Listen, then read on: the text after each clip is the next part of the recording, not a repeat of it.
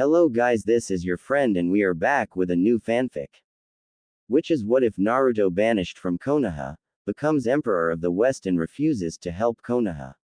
Part 2. And if you enjoy this fanfic, then please press the like button and subscribe to my channel for more fanfic like this. Now let's start the fanfic.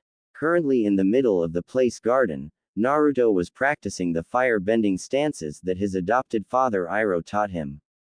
The moves themselves were not typical firebending stances that most firebenders used.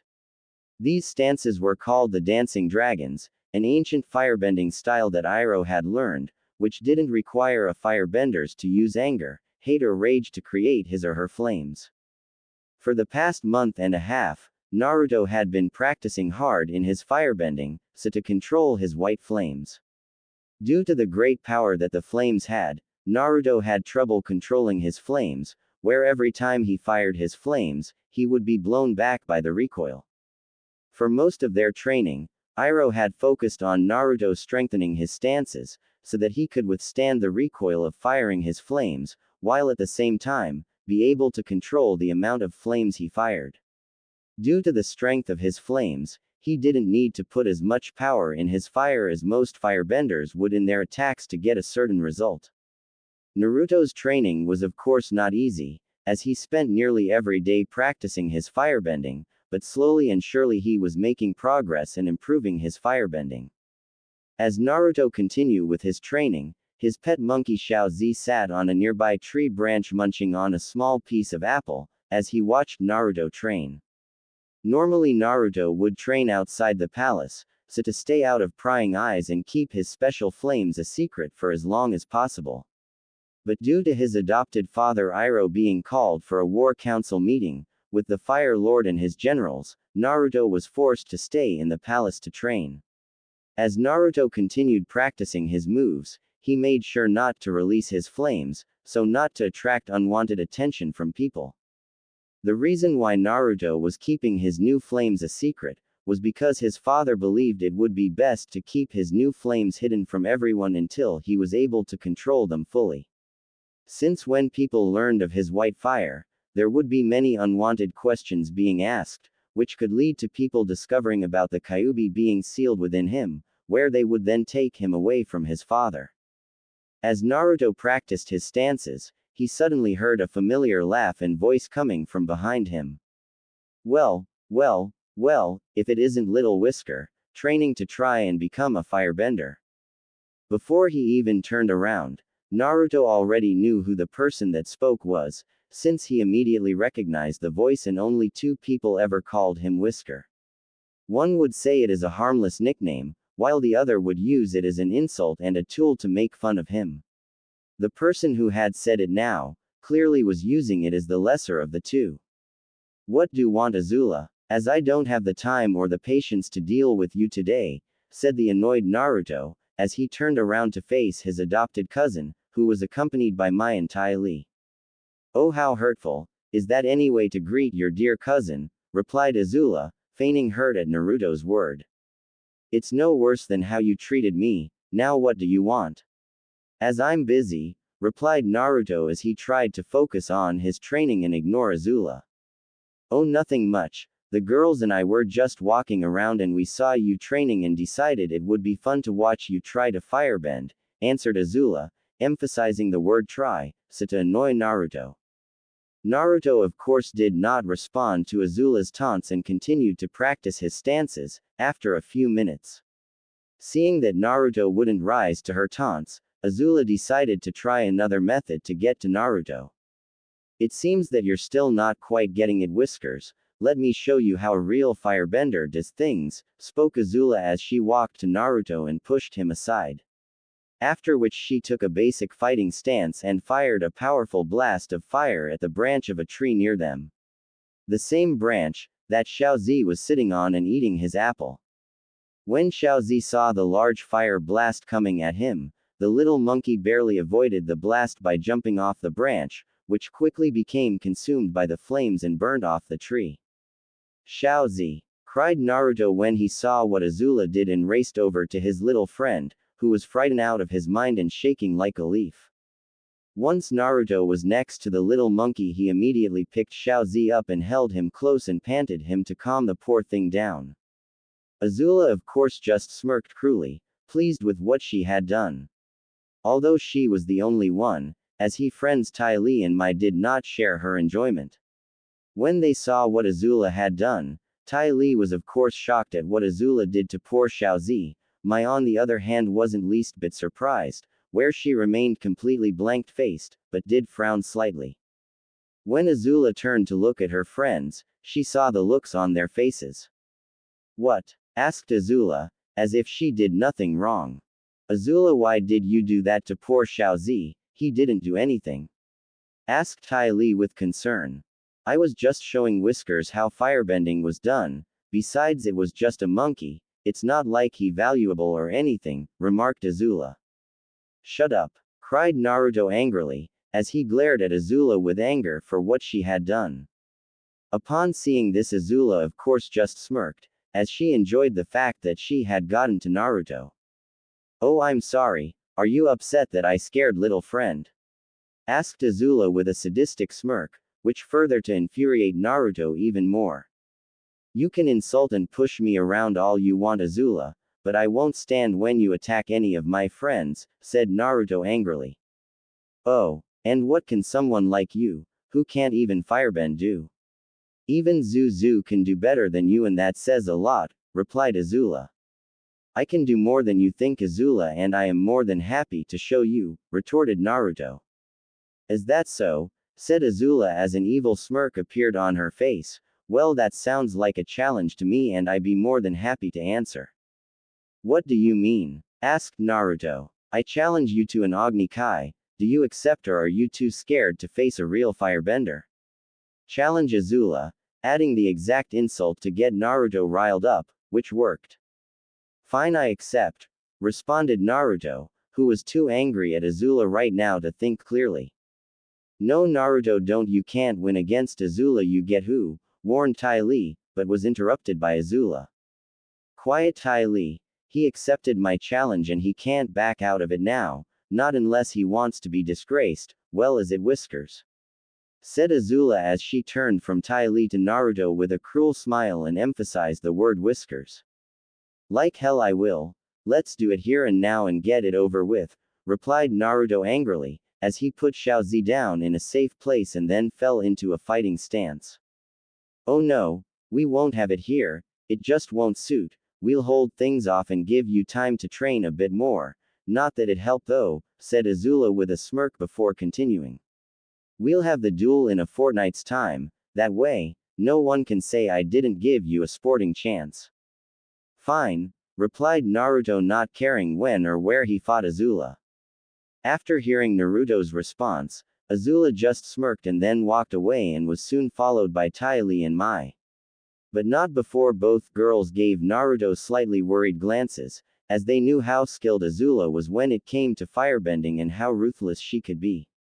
Hence they did not believe Naruto could win against Azula. Once the girls finished looking back at Naruto, they quickly turned around and started to follow Azula again, leaving Naruto and Xiaozi alone in the royal garden again. Several hours later in Naruto's room, as Naruto sat in his room reading one of his scrolls on fire bending that his father gave him, he suddenly heard the large double doors of his room opening. When he turned to see who opened the doors, he saw his adopted father Iroh enter, with Zuko closely following him. "Naruto, is it true? Did you really accept an Agni Kai challenge from Azula?" asked Zuko. "I did," replied Naruto. "Naruto, why did you do such a thing? You're not yet ready for such a thing, as you still need to train more in controlling your flames," spoke Iroh. "I'm sorry, Dad, it's just that when I was training, Azula started to taunt me and then attack Xiaozi and I got so angry at her that I couldn't think straight," said Naruto, where after he had calmed down, he fully realized what he had gotten himself into. At hearing this, Iroh sighed, as he figured Azula had manipulated Naruto in some way into accepting her challenge. He had first heard of the challenge after the War Council meeting ended, where Azula entered the throne room and told her father in front of everyone in the room that she had challenged Naruto to an Agni Kai and he had accepted. After hearing this, Iroh had tried to interject, stating that both Azula and Naruto were too young to fight in Agni Kai. Unfortunately, Ozai overruled him, stating that Azula was more than skilled enough to fight in an Agni Kai, and since Naruto had accepted her challenge, the fight could not be stopped.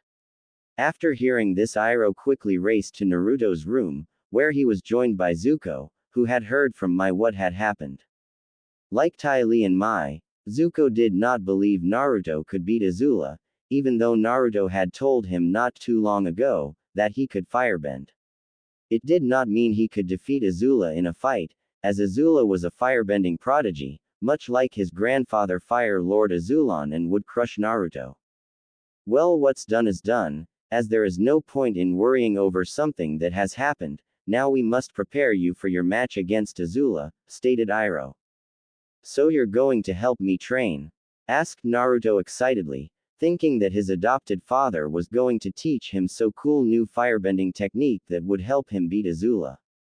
Of course, but first, let us sit down and have a nice hot cup of jasmine tea, said the former fire general with a friendly smile.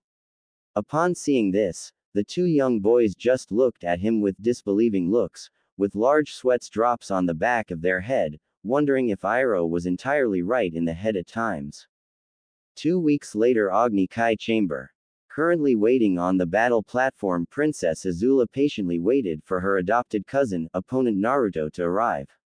The chamber itself was filled with many spectators, since word had quickly spread about the upcoming battle between the Fire Lord's daughter and the adopted son of the former great General Iroh, better well known as the Dragon of the West. The crowd itself was made up of many people, such as off-duty servants, royal guards, along with noble men and women, as well as important military officers. Many of course were certain that Azula would win, given how it was well known that she was a highly gifted firebending prodigy.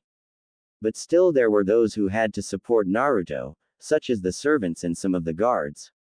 Since the young blonde had become rather popular among the more lower-class people in the palace. Also among the crowd were the young crown prince Zuko, who stood quietly next to his father, who had come to watch the fight, to see his daughter defeat his brother's son, and show him his place. As Zuko kept a lookout for Iroh and Naruto to show, he also noticed Mai and Ty Lee, who stood next to their own families, who came to watch the battle between the two members of the royal family. Soon enough, the large double doors to the chamber opened up, where Iroh and Naruto and their personal guards entered the large chamber together. When the small group entered the chamber and began to walk towards the battle platform, a large amount of whispering began, where many people stared at the group, or more precisely, at Naruto, who looked fairly ragged and dirty. Naruto of course ignored the stares and whispers of the crowd, where he focused on Azula at the other end of the platform, who smirked confidently, as Naruto neared the platform. Once Naruto and Iroh and their guards reached the platform, Naruto lifted Xiaozi off his shoulder and handed him to his father, who in turn gently placed the little monkey on his own shoulder. After which Iroh then knelt down to Naruto and placed both hands of Naruto's shoulders. Now remember your firebending basics, Naruto, as well as what else I taught you. They are your greatest weapons, no matter who you face against. I will, Dad, replied Naruto with a serious look. Good luck, Naruto, spoke Hu in his usual gruff voice and nodded to the young blonde. Show her and the rest of these snobs what you're capable of, said Zhang, with an encouraging grin behind his masked helmet, as he placed his hand on Naruto's shoulder. 1.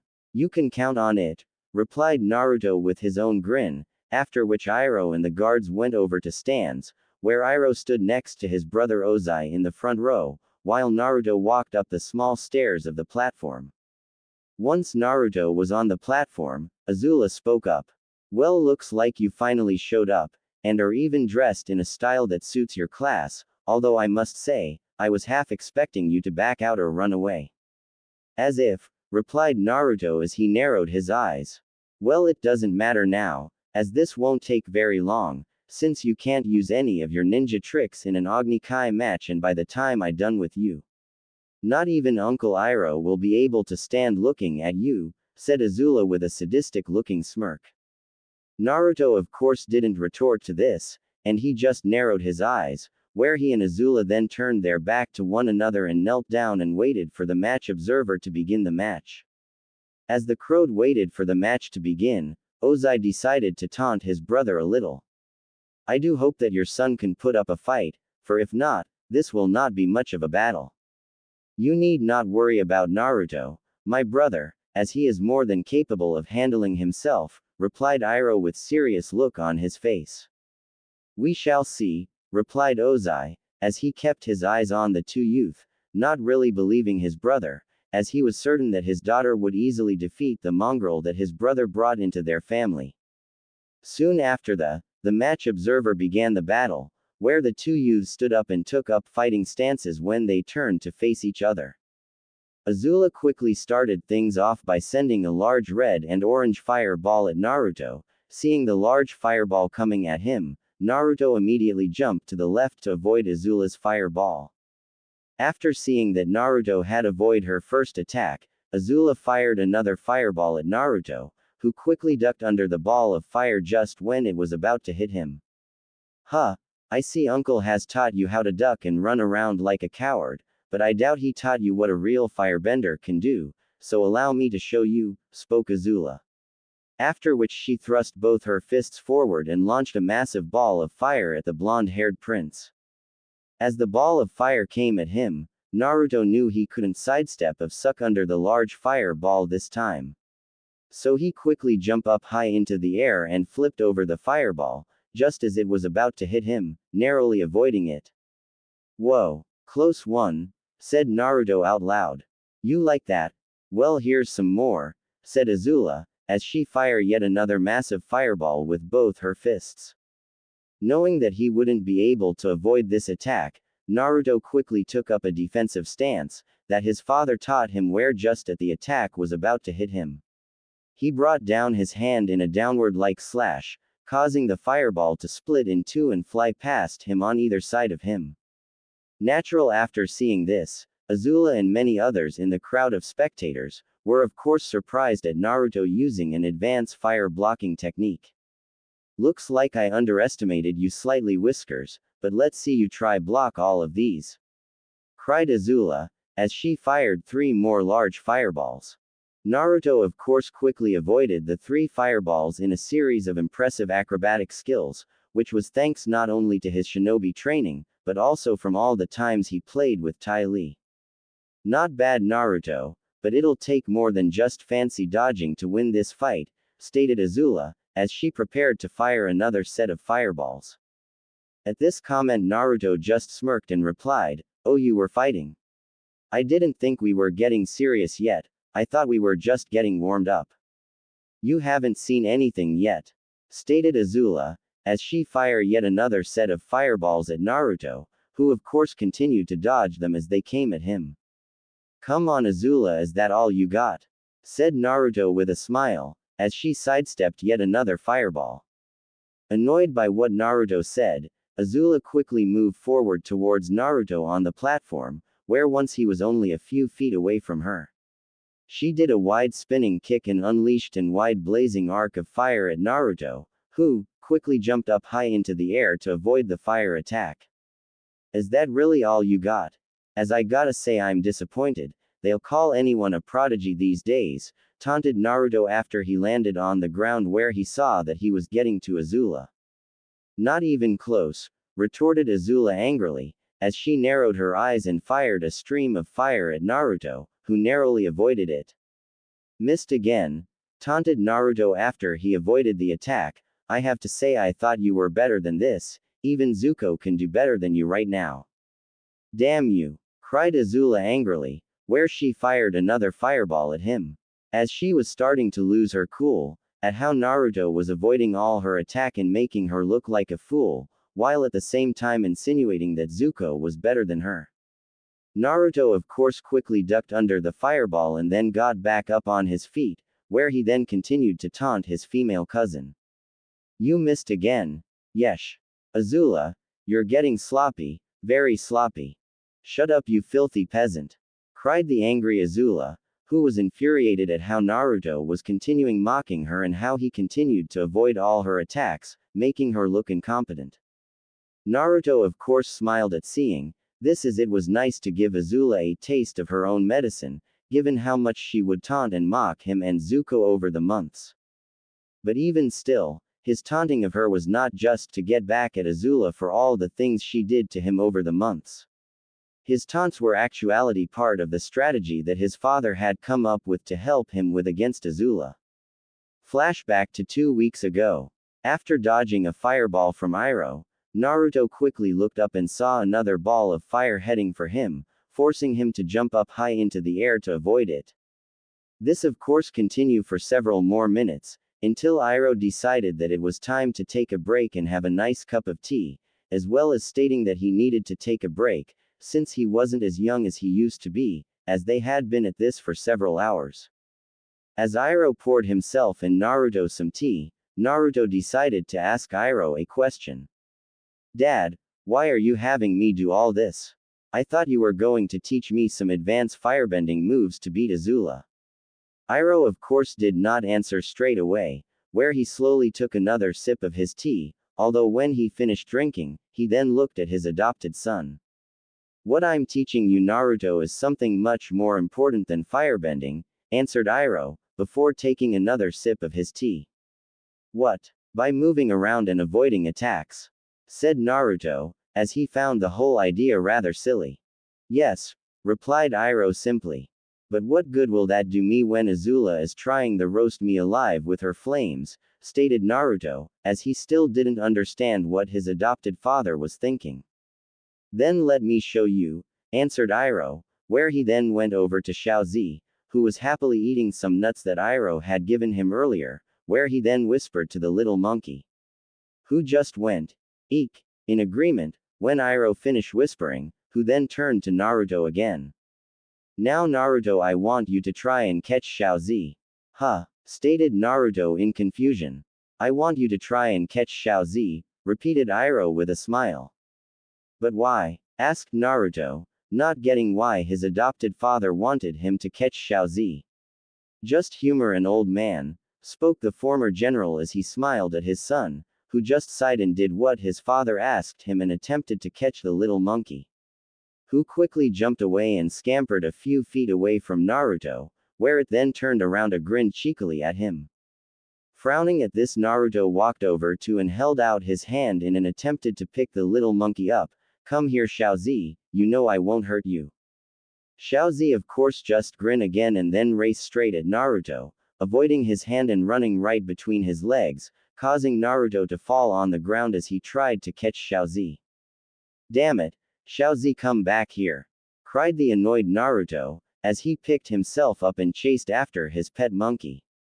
This of course continued for the next hour or so, where Naruto continued to chase after Xiaozi all around the small clearing in his attempted to capture the little monkey. But each and every time Xiaozi would avoid Naruto's attempts, as thanks to his small size, the little monkey was quite fast and very agile, making him very difficult to catch. Seeing this of course, proved to be excellent entertainment for Iroh as he chuckled each time Naruto failed to catch Xiaozi and fell to the ground. After about an hour and a half of this, Naruto eventually collapsed from exhaustion, where he fell to the ground on his back and started panting in attempt to catch his breath. Seeing that Naruto no longer had the energy to continue chasing after him, Xiaozi went over to Iroh and climbed up Iroh's robes and onto his shoulder, where he then held out his small little paw. Smiling at this, Iroh then took out some bakwi berries from his sleeve and handed them to Xiaozi, who squealed in delight, as bakwi berries were his favorite. After giving Xiaozi the bakwi berries, Iroh then walked over to Naruto, who was still lying on the ground trying to catch his breath. When Naruto looked up at his father, he narrowed his eyes in annoyance as he saw Xiaozi munching on some of the berries Iroh had given him, as he couldn't believe that his friend had sold him out for bakwi berries. Pant, traitor, pant, stated the tried Naruto, as he glared at the little monkey on Iroh's shoulder, who ignored Naruto's remark and continued to eat his berries. Well, Naruto, Do you now understand what I've been trying to teach you? Asked Iroh with an amused smile as he looked down at Naruto. No, replied Naruto. Well then allow me to explain further, replied Iroh, where he then sat down on the ground next to Naruto. Tell me, how do you feel right now? Said Iroh. Tried, replied Naruto. Anything else? Asked Iroh. Annoyed I guess. Do you feel frustrated and even angry a little? Asked Iroh. A little I guess, replied Naruto, as he was a bit frustrated and had gotten a little angry, as he kept missing Xiaozi. Ah well now you know how Azula will feel, when you use this against her, stated Iroh, where in return he got a slightly confused look from Naruto, and decided to explain further. You see Naruto, any technique I can teach you to help in your fight against Azula, will do you no good, as you've yet to fully master the basics of firebending, because your flames are much stronger than most. Hence any advanced moves I could teach you would be worthless unless you have fully mastered the basics first, which will be impossible right now given the time we have before your match. This is why I am training you how to dodge your opponent's attacks, as this type of training can help you increase your speed and reaction time, as avoiding attacks are the more important thing you can do when in a fight. As the more an enemy's attacks miss you, the weaker they become, since attacking takes much more energy than avoiding an attack does, not to mention the fewer injuries you have the betters. So you want me to wear Azula out? Asked Naruto, as he started to understand what his father was trying to tell him. That is one possible way to beat her, as given your level now and even with your white flames, it is unlikely you could beat Azula in a head-to-head fight. Since she has a great deal of natural skill and has been training for several years. While you Naruto, have only been training for a few months, and a man who had trained for years to fight with a wooden sword, will always beat a novice with a metal sword. At hearing this Naruto nodded his head in understanding, as it did make sense, but still he was curious about something else. You said that if I continued to dodge Azula's attacks that wearing her out was one possible way to beat her. Meaning that there is another way to beat her by using this strategy, stated Naruto, where Iroh just nodded and smiled, as Naruto was becoming more astute. Yes there is, for you see like in all the bending arts, a bender must be both focused and in control of oneself when they bend an element. This is especially important for firebenders, since fire is alive, and if not controlled, then their powers will go out of control. Hence if you continue to dodge Azula's attacks, like when you continued to fail to catch Xiaozi, she can become frustrated and even angered. This then opens up the chance that she will make a mistake, allowing you an opening to exploit and defeat her when she is unprepared. After hearing this, Naruto nodded in understanding, after which the two of them shared some more tea with one another and then later continued their training. End flashback. Sadly though, despite his plan in getting Azula angry, working, Azula was still able to maintain some self-control over herself, and focused herself on Naruto, where she sent several different fireballs at Naruto all at once. Where give how close she was to him now, it left him with little room to go other than to jump to the left-hand corner of his side of the platform, leaving him cornered, with nowhere else to go. Now I have you, said the furious Azula, as she stood directly in front of Naruto and fired a powerful fire blast at him. Fortunately though, Naruto was able to avoid the attack, where just as Azula was about to fire her attack, he jumped up into the air and flipped over Azula and landed behind her, where he then quickly did a leg sweep, causing Azula to fall forward. But before Azula could hit the ground, the Fire Princess quickly brought her hands forward and used it to help her flip herself back onto her feet and landing at the edge of the corner of the platform, barely keeping herself from fall off it. After quickly regaining her balance, Azula immediately spun herself around and fired a powerful stream of fire at Naruto. She then followed the fire stream up with several more fireballs in a powerful blazing arc, forcing Naruto to retreat back to the other end of the platform, the side Azula started at.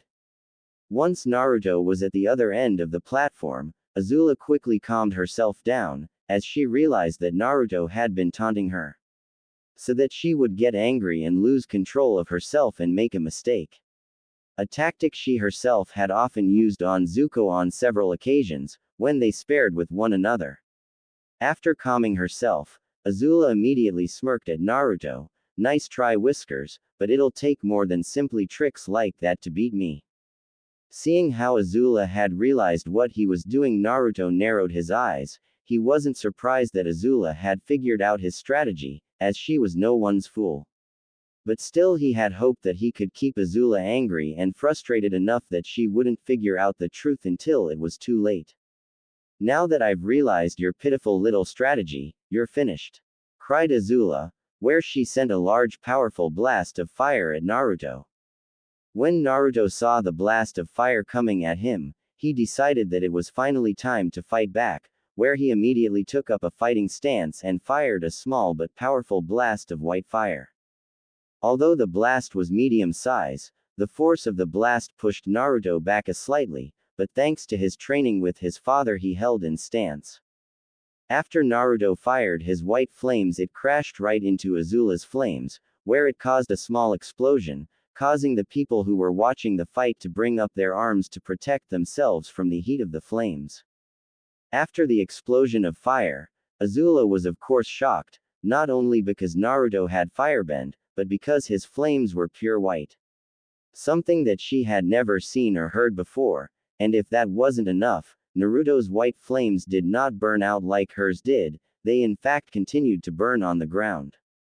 Thankfully as well, since the explosion was so small, the flames did not go very far, where no one who was watching the fight was hit by the flames and burned by them. As Azula slowly got over her shock of Naruto firebending, as well as seeing his white flames, she barely registered the 3 balls of white fire flying towards her. Upon seeing the 3 balls of white fire coming at her, Azula barely avoided them by dropping down to the floor on her stomach. As the 3 balls of fire went by her, she could feel the heat on her back coming from the balls of fire that flew by her. The heat was of course immense, where they nearly lit back of her clothes on fire. After which the balls of fire then hit the large double doors that Naruto and Iroh walked through earlier, and burned right through them, leaving large holes in them, upon which the flames then fell to the floor, where they continued to burn. What is going on? What are those flames? How can that vagabond even use flames like that? Thought Azula with anger and confusion, as it made no sense to her, that a mere commoner like Naruto could use flames as powerful as those one. After avoiding Naruto's attack, Azula quickly picked herself up and attempted to strike back by firing a large stream of fire at Naruto, who quickly countered by firing his own stream of fire at her. When the 2 flames met, Naruto's flames almost instantly consumed Azula's flames to make them stronger and headed straight towards her. Seeing the flames coming at her, Azula knew she could not avoid them in time and closed her eyes, just as they were about to hit her. Naruto stopped his flames and put them out along with the flames he fired earlier, which were still burning. When Azula did not feel Naruto's flames burning her body, she opened her eyes to see Naruto putting his white flames out. "What did you do? Why didn't you finish me off?" asked Azula in confusion, as Naruto had her, and yet he stopped his attack. "Because family shouldn't hurt family. I may not like you, Azula, and you may not like me either. But whether you like it or not, we are family now, and I won't hurt a member of my family, so let's end this fight now before either of us gets hurt," said Naruto, where he took a non-aggressive stance. Upon hearing this, Iroh smiled with pride at his adopted son, as when he saw Naruto's attack about to hit Azula. He feared for the worst, but thankfully Naruto had stopped the attack before it could hit and most likely kill Azula. He was further proud of the fact that Naruto was trying to stop this madness from continuing, as he had never wanted this fight to happen to begin with and wanted it to stop and hoped Azula would listen to reason. Sadly though, Azula did not, where all she saw in Naruto's gesture was an opening to exploit, where she fired 3 more blasts of fire at Naruto, followed by a large fire arc. Seeing the attacks coming at him, Naruto knew he couldn't intercept them all in time with his own flames. not without losing control of his flames and hitting large numbers of the spectators watching the fight. So he decided that the only choice he had was to dodge them, where he used his high acrobatical skills to avoid the flames. When Azula saw this, a small sinister smile appeared on her face, as she realized something. I must admit, Naruto, when I first saw those flames of yours I began to worry, but now I see despite how powerful they are, you still can't fully control them. That's why you tried to make me angry and lose focus, so that it would be easier for you to take me out. You need to take a solid stance before you can fire your flames, due to the backlash of firing them, stated Azula. Naruto of course did not respond to Azula's remark, as he knew she was right, since his firebending was limited, given how he didn't have his it for very long. For the next few minutes Naruto was once again on the defensive, where he continued to avoid Azula's attacks. Who slowly moved towards Naruto, while firing her flames, limiting the area of space he had to move around. But do you know what the funny thing is? Asked Azula as she continued to send blasts of fire at Naruto. If you hadn't stopped your flames when you had me, you would have won. But instead, like the weakling that you are, you stopped them. I guess you really are just like Uncle Iroh, soft and worthless. Eventually though, Azula cornered Naruto at the left-hand corner of the platform. Nowhere to run now, Whiskers, stated Azula's when she cornered Naruto. Now burn. She cried as she sent a powerful stream of fire at the cornered Naruto, which enveloped him. Naruto! Cried Zuko as he saw his sister fire the stream of fire at his adopted cousin. Naruto! Cried Ty Lee, fearing that Azula had really killed Naruto. Even Mai showed some concern for Naruto's safety after being enveloped by Azula's flames. Ozai on the other hand smirked, believing that Naruto was now flawlessly done Azula.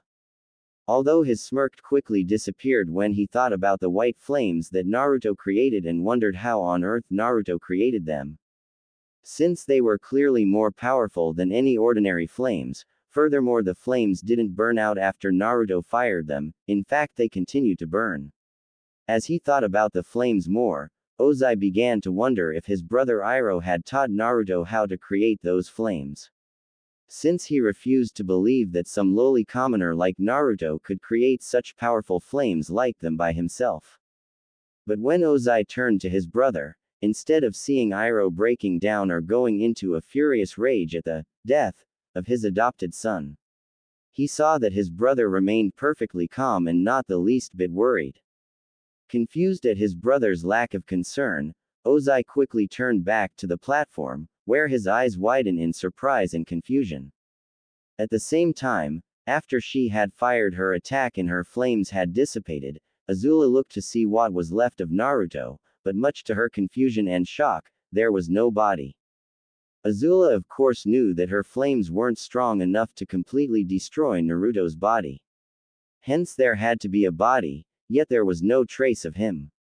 Realizing that Naruto had to have avoided the attack somehow, Azula began to look around for Naruto, but couldn't find him anywhere. Thinking that Naruto had to have used one of his ninja tricks, Azula was about to call him out, stating that he couldn't beat her in proper Agni Kai and that he was a coward, in the hope that she could rile him up and lure him out.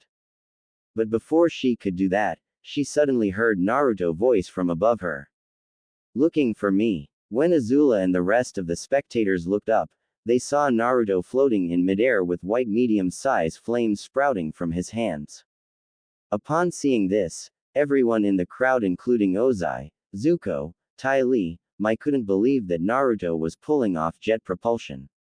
An advanced firebending move that even most firebending masters would have difficulty doing, and yet he was doing at a level that none of them or anyone else in over 100 years could do, using it to fly.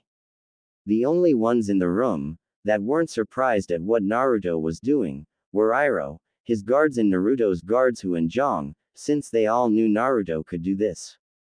When Ozai saw this, he immediately turned to his brother with a furious look, who in turn just smiled in amusement, as his brother stared angrily at him. You taught him how to do that, didn't you? Accused Ozai angrily, as he found it infuriating that a mere common-born vagabond could pull an advanced firebending move that neither his daughter nor himself could do. 2. No, I did not, brother, replied Iroh with a smile. Don't lie to me, Iroh. There's no possible way that that boy could do an advanced level move like that and do it at that level. That's he doing without some kind of special training, stated Ozai angrily. I'm afraid I telling you the truth, brother, as Naruto discovered this by himself. Although I will admit I did give him some tips on helping him to maneuvers when flying and stay still in midair, answered Iroh with a smile, as he remembered when he first saw Naruto use the jet propulsion skill. Flashback. As Iroh was walking to the training area outside the capital with his guards, he suddenly heard Naruto scream and then saw something fly very fast over them and then crash into something. Before Iroh or his men could wonder what flew by them, Hu and Zhang suddenly came running up to them, with concerned looks on their faces. Hu, Zhang, what happened? What was that thing that flew by and where is Naruto? Asked Iroh. Sir, that thing that you just saw was Prince Naruto, replied Zhang, causing the former dragon of the West to have a confused and slightly worried look on his face. After which he and his guards along with Hu and Zhang raced to where Naruto went. Soon enough the group found the young blonde, up in a large tree, tangled in several branches with a large bump on his head. Oh, moaned the blonde-haired prince in pain, as he tried to shake away the stars that were dancing around his head at the moment. Naruto, are you all right? Asked Iroh. Yeah, I think so, Dad, replied Naruto, as he still tried to get the world to stop spinning. Hold on, we'll come up and get you down, spoke Iroh, after which he asked Hu and Zhang to go up the tree and help his adopted son down. After a few minutes Naruto was back on the ground, thanks to the help of his two guards. After which Iroh decided to ask Naruto what happened. So tell me, Naruto, how is it that you got up in that tree? Were you blown back by your white flames again, when you were practicing your firebending? Asked Iroh with a slightly amused smirk on his face. Not exactly, replied Naruto, I was actually practicing a new technique that I came up with, that I thought it would help me in my fight against Azula. Oh, and what technique would that be? Asked Iroh with general curiosity. Well, after all the times I was blown away when I was practicing my firebending, I thought maybe I could come up with a way where, not only could I use it to make me move around faster but also let me fly. But as you can see, I haven't exactly gotten the hang of it yet, said Naruto with his cheesy-like grin. But I promise before my fight with Azula, I will have it down and fly circles around her with it. After hearing this, Iroh was of course surprised at what Naruto had said, since whether his son knew it or not, he was attempting a very advanced technique. But even still he had to admit that Naruto's idea did have merit, as his flames were indeed very powerful. That is a very interesting idea you have, Naruto. Perhaps you can show me how well you have developed this technique of yours, as perhaps there is something I know that could help you improve. At hearing this, Naruto of course smiled as he was eager to show his father what he could do. After which the two of them along with their guards headed to the clearing, where they had been doing Naruto's training. Once they arrived in the center of the clearing, Naruto began to slowly summon his white flames to his hands and pointed them to the ground. After doing so, he then slowly increased his flames' powers, making them grow where they slowly lifted him up a few feet into the air and then further and further up until he was at least 20 feet in the air. Upon seeing this, Iroh and his guards were of course amazed at Naruto being able to do an advanced level firebending move at this level, as it was something that most firebending masters could never do. It was even more shocking to them given the fact that Naruto had only been able to firebend a few months ago, and yet he had achieved something like this in only a couple of days. But when Naruto tried to move around in the air, he suddenly lost control of his flames, where he shot towards one of the nearby trees.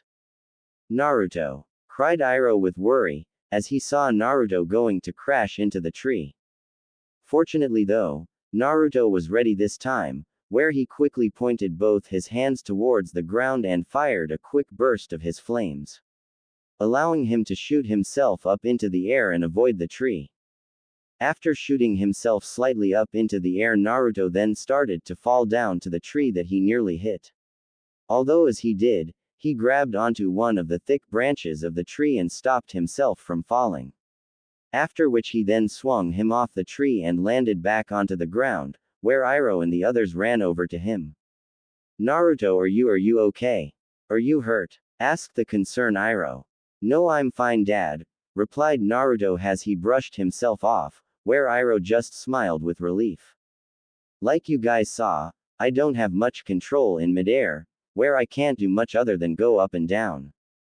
Yes, I can see that. Well, I think I can help you with that, replied Iroh, where he and Naruto began their new training. End flashback. At hearing his brother say how Naruto discovered the jet propulsion skill by himself, Ozai grew even angrily, as he refused to believe it. Although when he thought about it more, he came to realize that Naruto was able to do it because of his white flames. Since he had seen how powerful they were from earlier and given how they were far stronger than ordinary flames, it would make sense from them to allow Naruto to fly. As Iroh watched his young adopted son float in midair, he could help but find it funny, how Naruto was able to grasp his jet propulsion skill so quickly. Yet he still had trouble doing ordinary firebending moves, although it had still taken a while for Naruto to master the skill, where they trained right up till the last minute. As everyone continued to gawk at Naruto being able to fly, none of them were more surprised than Azula as she continued stare at Naruto up in the air, since she still couldn't believe that Naruto was able to do this.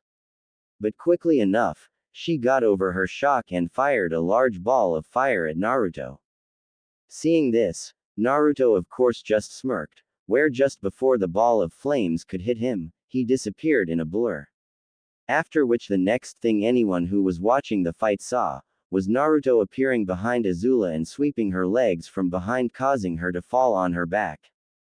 The reason Naruto was able to do this was because, not only could his flames allow him to fly in the air, but also allow him to move at incredible speed due to their high velocity. After which Naruto then stooped over her, ready to deliver the final blow. What are you waiting for? Finish it, declared the young fire princess, as she knew she was finished. I don't need to, I already won, stated Naruto, where he looked match observer, who just nodded. The battle is over, the winner is Prince Naruto. Upon the announcement of Naruto winning the match, the entire chamber broke up in a thunderous applause. The loudest of cheers of course came from the palace servants and off-duty royal guards, who had cheered Naruto on from the beginning. Many of the noble families even joined in the applause, as they had all been impressed with Naruto's skill, especially with his new white flames. Others of course just remained shocked, as many of them couldn't believe that Naruto, a low-class foreign orphan, who through a stroke of luck was adopted into the royal family, defeated the Fire Lord's daughter Azula, a firebending prodigy. As Naruto heard the cheering people, he could not help but smile, as people were finally starting to acknowledge him. But when he held out his hand to lift Azula up, as an offer of friendship and respect for fighting so well, Azula smacked his hand away angrily. Don't touch me, you filthy commoner. I don't want your pity. At this, Naruto only shook his head in disappointment, and started to walk away towards his adopted father, who had walked up the platform with his guards and were heading towards them. Once Azula was back up on her feet and saw Naruto with his back turned against her, the young princess saw a chance to strike back. Don't you ever turn your back against me, peasant, said the girl angrily, as her defeat to Naruto was still fresh on her mind, where she prepared to send a stream of fire at Naruto. Seeing this, Iroh prepared to act and stop her attack, but before he could, his brother Ozai appeared behind her and grabbed hold of her shoulder and stopped from firing her attack. That's enough, hissed Ozai angrily, as he was furious at how his daughter lost to Naruto. Do not shame me any more than you already have. At this, Azula relented, as she dared not disobey her father, although she did spare an angry glare at Naruto, who just sighed again with disappointed when he saw this. After which he then walked up to his adopted father and who was smiling proudly at him. Well done, Naruto. I am very proud of you, said Iroh. You fought very well, Naruto, stated Hu, with a small smile.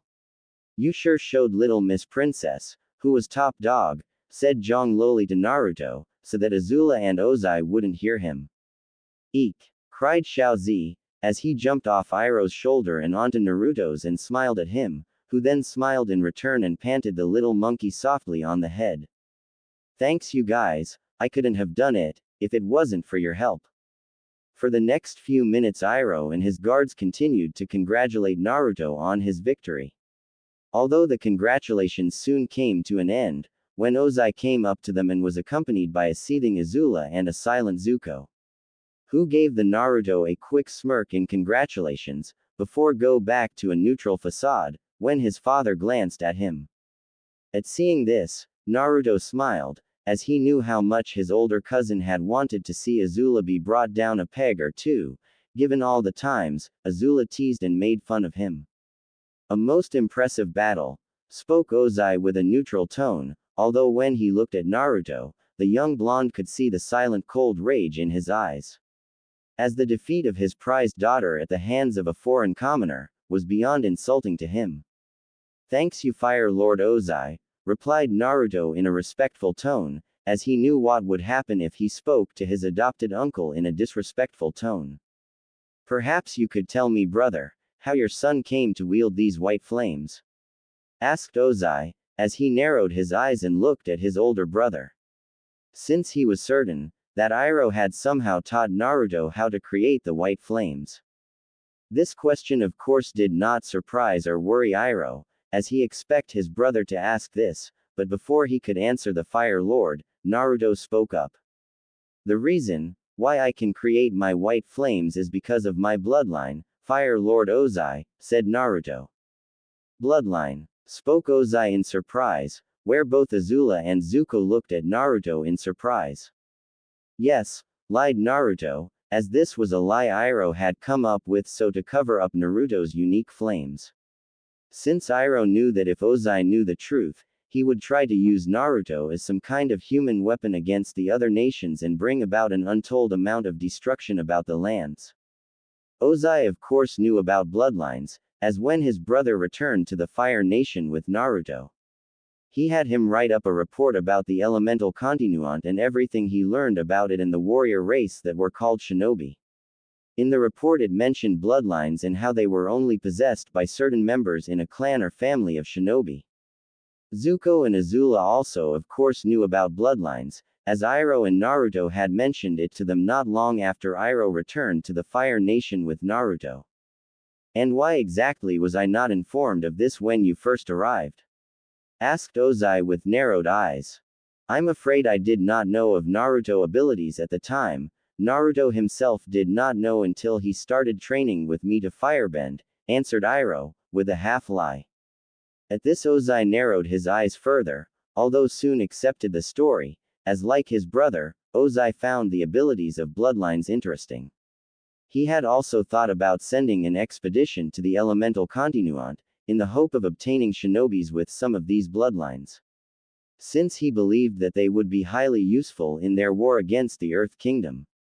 But now it seemed that fate had decided to send them Naruto, who possessed one of these bloodlines, which allowed him to conjure powerful white flames that could overpower and consume all other fire and destroy anything they hit, along with who knew what else. As Ozai stared at Naruto with a calculating look, he began to ponder on how he could use Naruto and his white flames. Since he found the idea of have a group of elite firebenders with the ability to create powerful white flames highly appealing. As the Fire Lord thought about this, he grew to like the idea more and more. Although as he did, he began to wonder how he could do this, as given what he knew about bloodlines, he knew they couldn't be taught to other people. The abilities of bloodlines could only be inherited by the children of those who wielded them.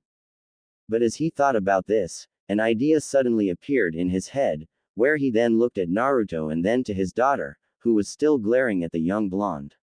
It was then that a small dark smirk appeared on his face, which made Iroh and Naruto become slightly worried. If I can't get the boy to teach other how to create these flames of his, Perhaps, I can breed them out of him, thought Ozai darkly. Despite the fact that he found the very idea of mixing the royal blood of his family with the blood of a foreign commoner appalling.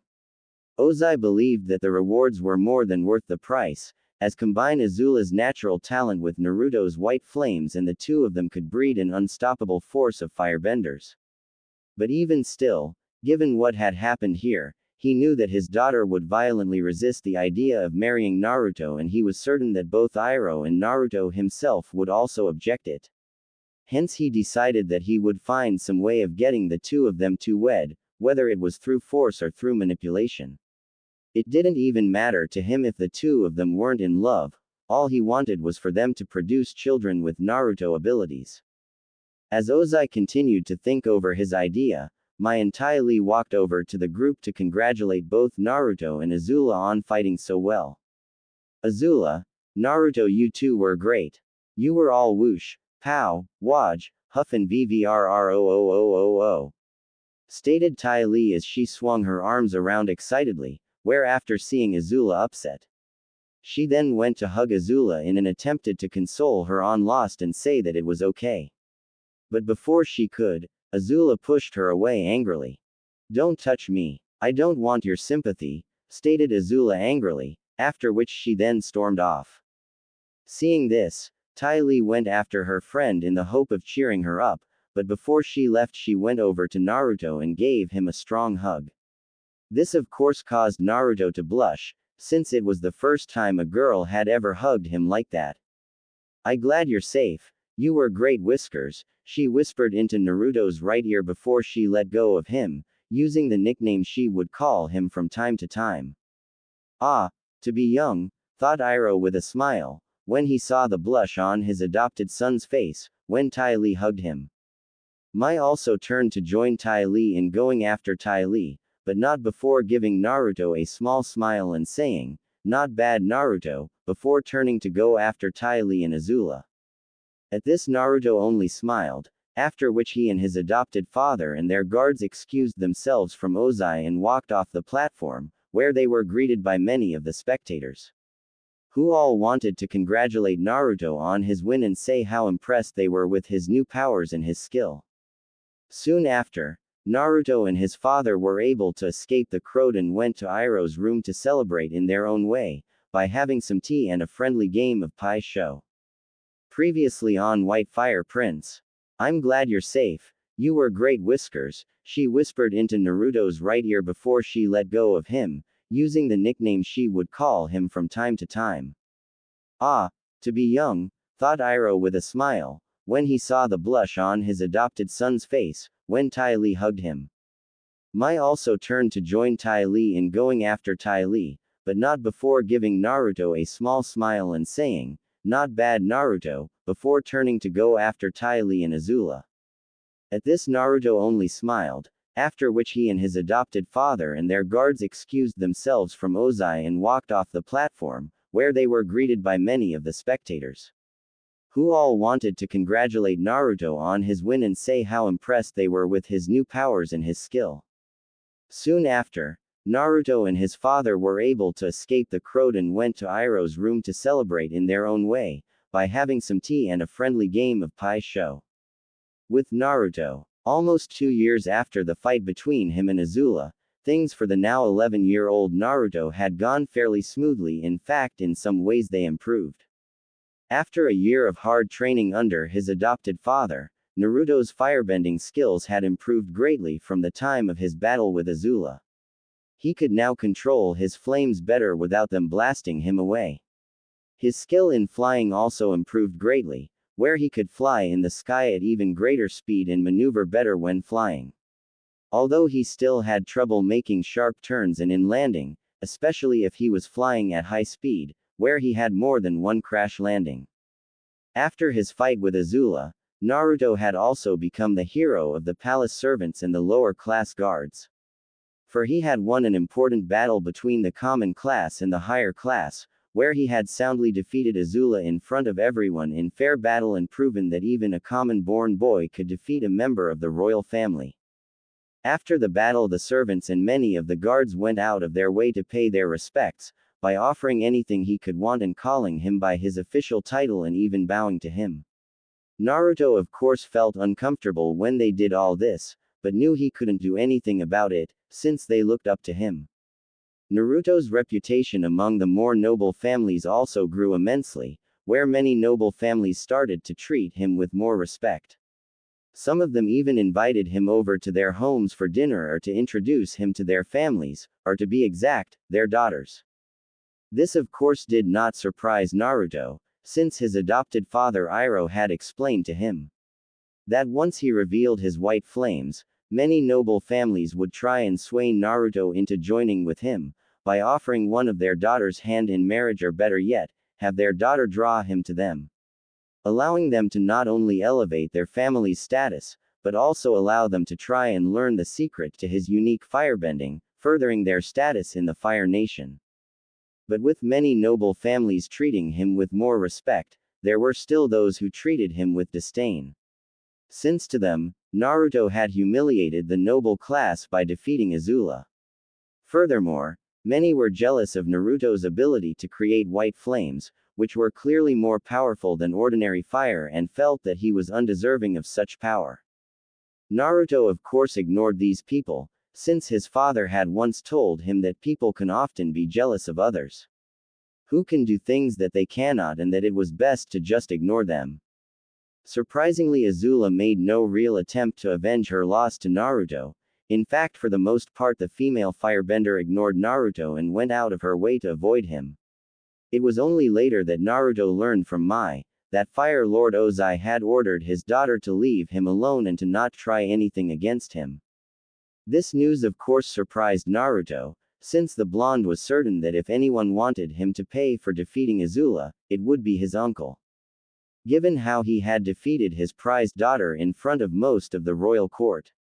He even later heard that relations between father and daughter soured a bit, due to some argument that happened between the two. What exactly the argument was about, no one knew. But regardless of her father's orders, Azula made sure to make Naruto pay in some way, where she made sure that both Ty Lee and Mai were around her as much as possible and limited Naruto's time with them. This of course hurt Naruto greatly, since he hardly ever got to see either of his female friends. But fortunately he still had Zuko and Xiaozi to hang around with, as well as his adopted father, his personal guards Zhang and Hu, and some of the palace servants and guards. Another thing that changed over the past year was his relationship with Ozai, where the Fire Lord actually treated him with some measure of respect and was actually courteous to Naruto, and spoke to him at times in a respectful tone. He even stopped making snide remarks about Naruto being common-born and complimented him. He also had Naruto and Azula spar with one another once a week under his direct supervision, under the guise of improving both their firebending. To most people, these attempts by Ozai were signs of him warming up to Naruto, but these were in fact just ways to learn more about Naruto white flames. Both Iroh and Naruto quickly realized what Ozai's true intentions were, which was why Iroh always made sure that he was with Naruto when he went to have his spars with Azula. So to make sure that things would not go too far between the two of them, and to make sure that his brother did not try anything on Naruto. But what neither of them knew was that Ozai had a secondary objection. He hoped to use the spars as a way for Azula and Naruto to become closer with one another, where he could eventually arrange a marriage between the two of them. Unfortunately, that plan was failing miserably, where all the sparring did was inflame the rivalry between the two cousins even more. It of course didn't help matters that Azula utterly resented the idea of marrying Naruto, especially after her humiliating defeat to Naruto in front of most the palace and the noble families. The fact that she lost to a lowly commoner still burned her, especially since Naruto possessed flames that could easily overcome her own flames. This heated rivalry and dislike of her adopted cousin was the result of the dispute between the father and daughter, where Ozai wanted her to get closer to him, while she wanted nothing more than to defeat and kill him. Currently Naruto was walking through the palace looking for his father, who he was supposed to meet for training. After looking in the usual places his father liked to go in the palace, Naruto decided to see if he was in his room. Accompanying Naruto as always was Xiaozi, who sat on Naruto's shoulder. Once they arrived at his adopted father's room, Naruto knocked on his door. But SFTER receiving no reply, Naruto opened the double doors and looked in to make sure.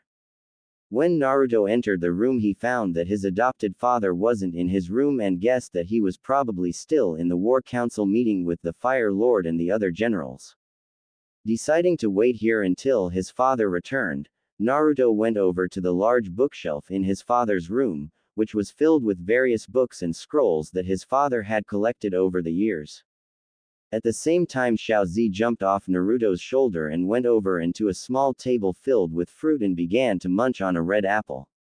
Not knowing how long he would have to wait until his adopted father's return, Naruto decided to look at some of the scrolls and maybe try out a new firebending move and practice it before his father returned. After taking a scroll and opening it, Naruto was surprised to see that the scroll he had found was not a firebending scroll like he thought. Instead, it was an airbending scroll.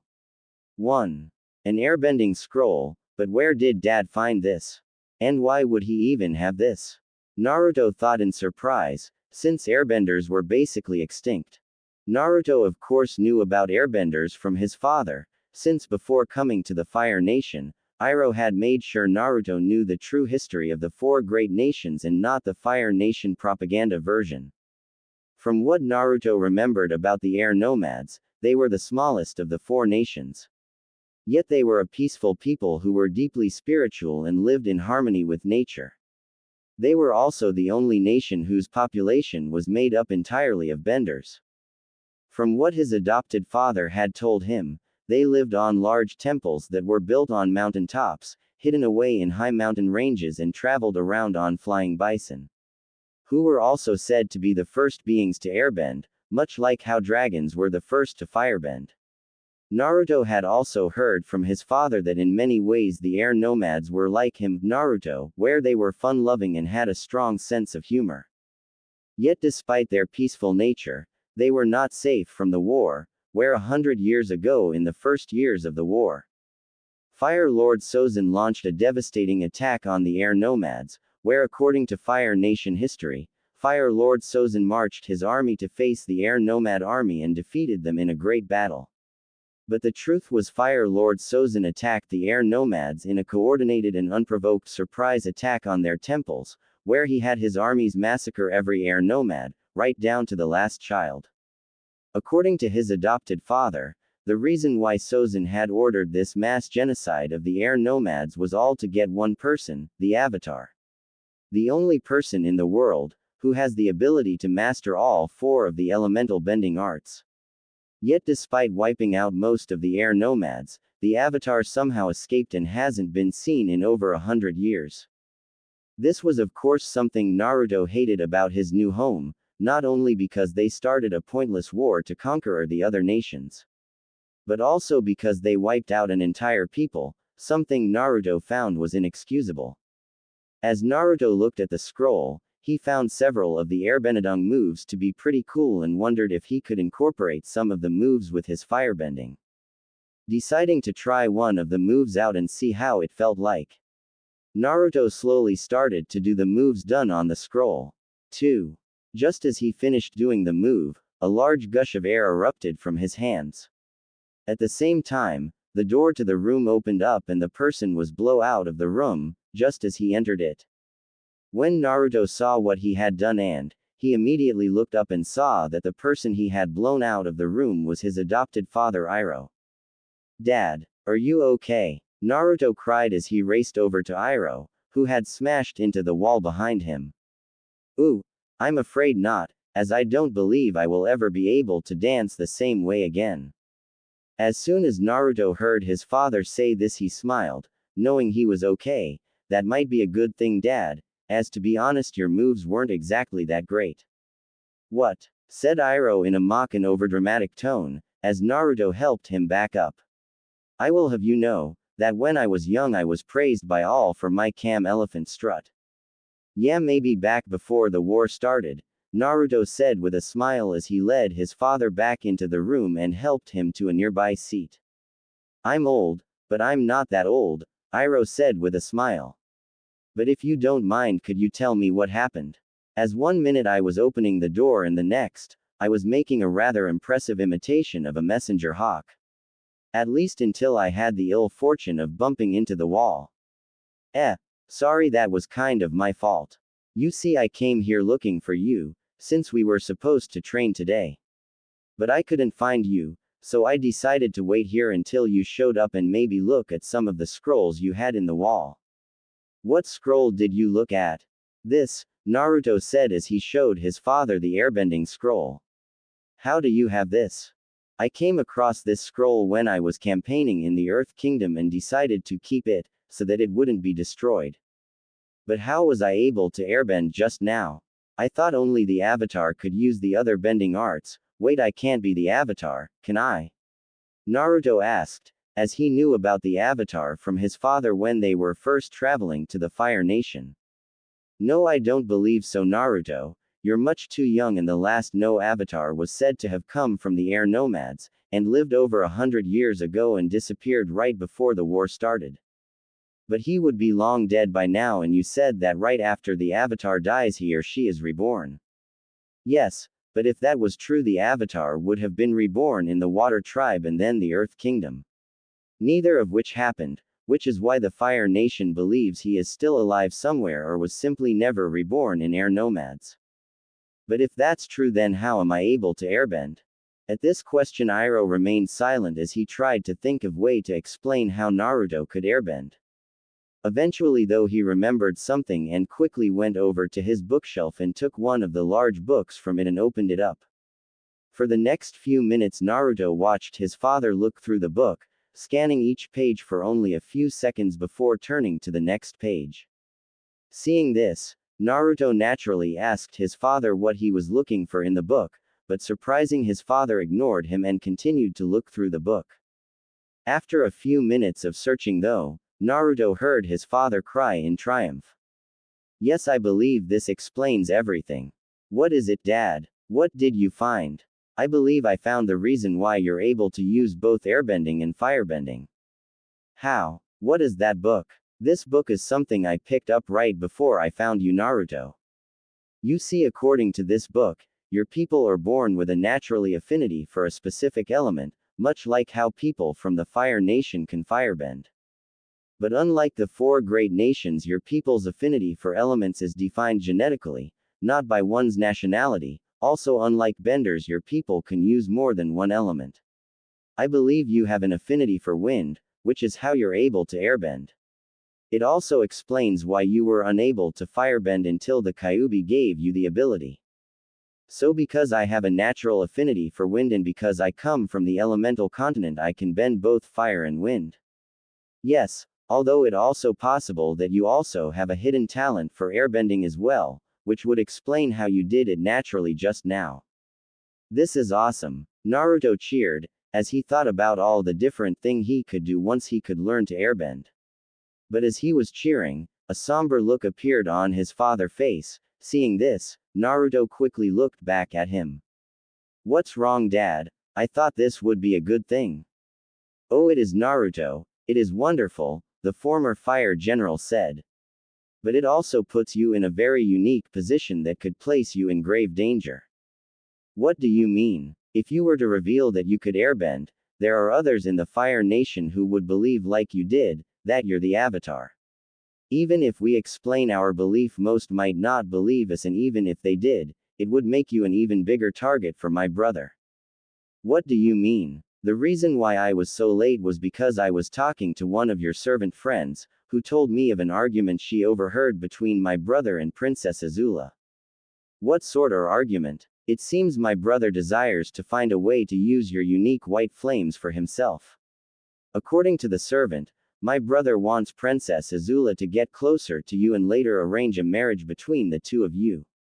WWWHHHHAAATTT. Me marry Azula, Naruto yelled loudly, causing Xiao Zi cry in surprise before hiding behind the fruit bowl.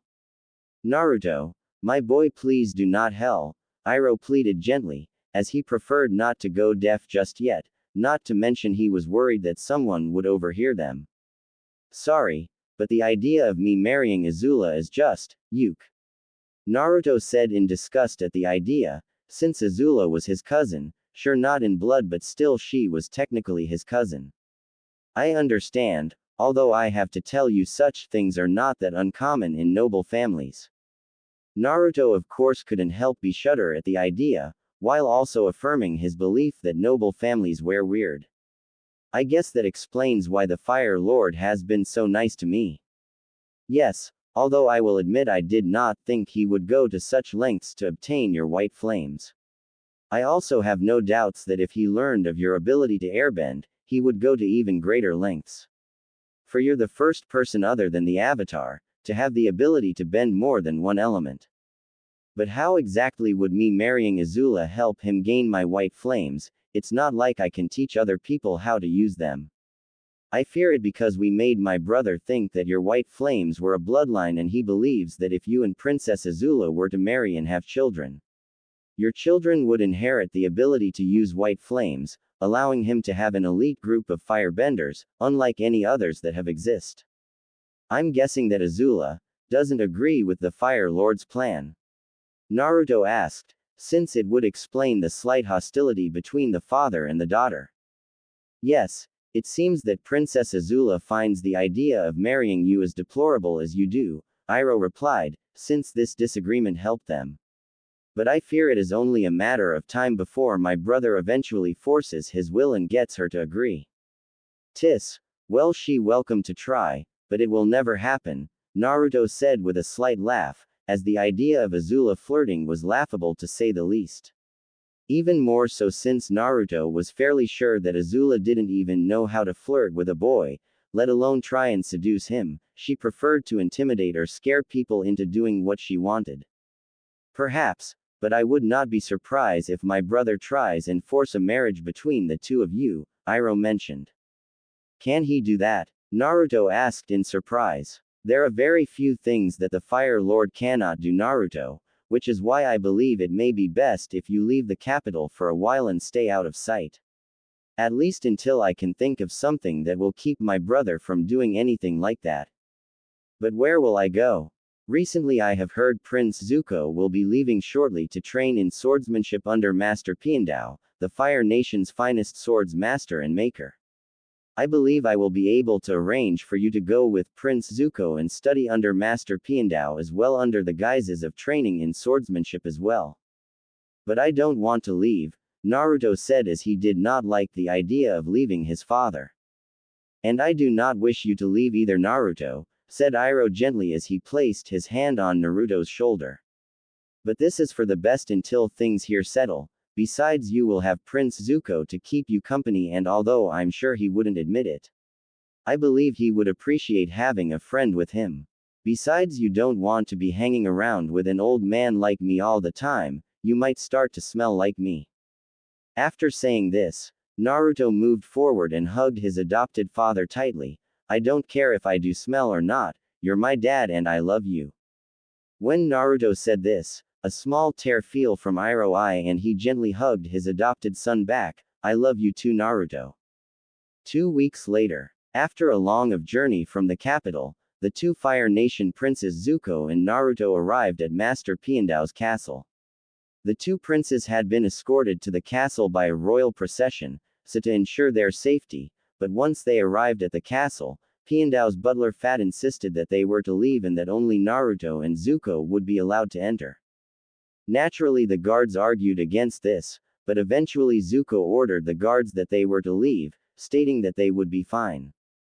Once Zuko ordered them to leave, the guards reluctantly obeyed and left, after which the two princes were allowed to enter. After traveling through the large castle courtyard and halls, they eventually entered a large room with large windows all around so to let the sunlight in. Once they entered the room, Naruto and Zuko saw a man sitting alone with his back turned to them performing calligraphy. Naturally, when they saw him, the two princes correctly assumed that this was Master Piandao. But to their surprise, he did not turn to them and ignored their presence and continued to draw. Unsure of what to say or do, both Zuko and Naruto looked to one another to see if the other knew what they should do next. Seeing that neither had a clue as to what to do, both boys shrugged their shoulders and decided to wait for the master swordsman to acknowledge them, knowing that to try and force the man's attention of them could result in them being expelled from the castle. As the boys waited for Master Piandao to acknowledge their presence, Xiaozi, who had been hiding underneath Naruto's shirt, popped his head out of Naruto's shirt. Seeing his little friend, Naruto tried to get the little monkey to go back underneath his shirt. Unfortunately, Xiaozi was much too curious as to where he was, to do what his master wanted, and jumped out Naruto's shirt. Xiaozi knew. Naruto hissed angrily after the small monkey escaped. After escaping Naruto, Xiaozi looked around his new surrounds, and upon seeing Master Piandao, he went over to see what the man was doing, before Naruto could capture him. Once the little monkey reached the elder master, he quickly climbed up the man's back and onto his shoulder to see what he was doing. Seeing this, Naruto started to panic, fearing that his small friend would anger Piandao. Zuko, on the other hand, could only groan with annoyance. He had expected something like this to happen, which was why he told Naruto to leave Xiaozi with his father. But his blonde cousin could not bear to leave his pet behind and snuck him with him.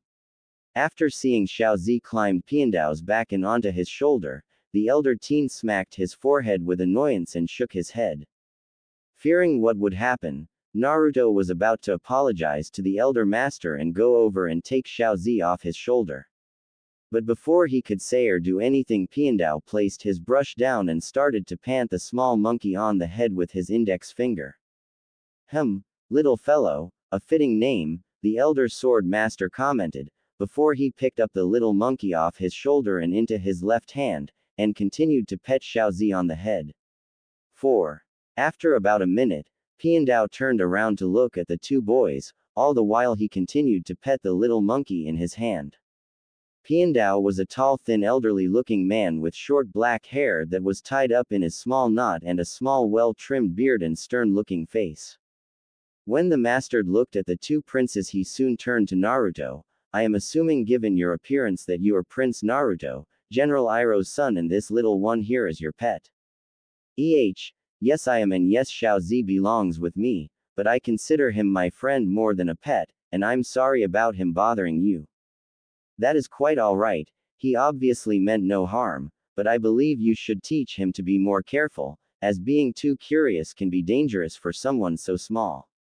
I will, Naruto promised, while at the same time, glad that Piandao was not angry, as was Zuko, where he let out a sigh of relief.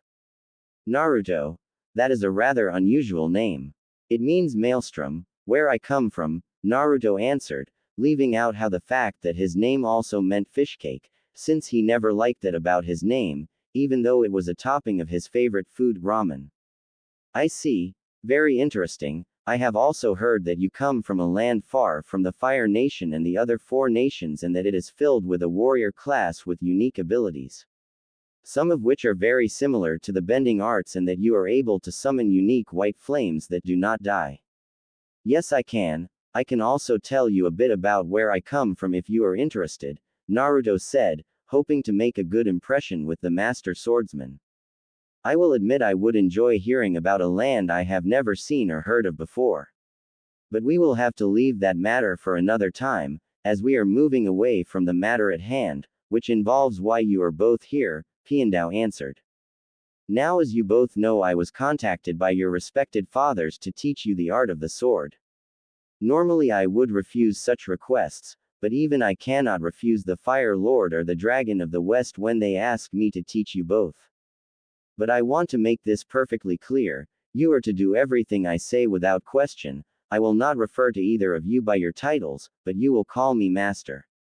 The art of the sword is a long and arduous path, and to master it will not be easy. You will have to work hard and keep your mind open to all possibilities. If I am not happy with your progress, I will send you back to your fathers, regardless of the consequences. Am I clear?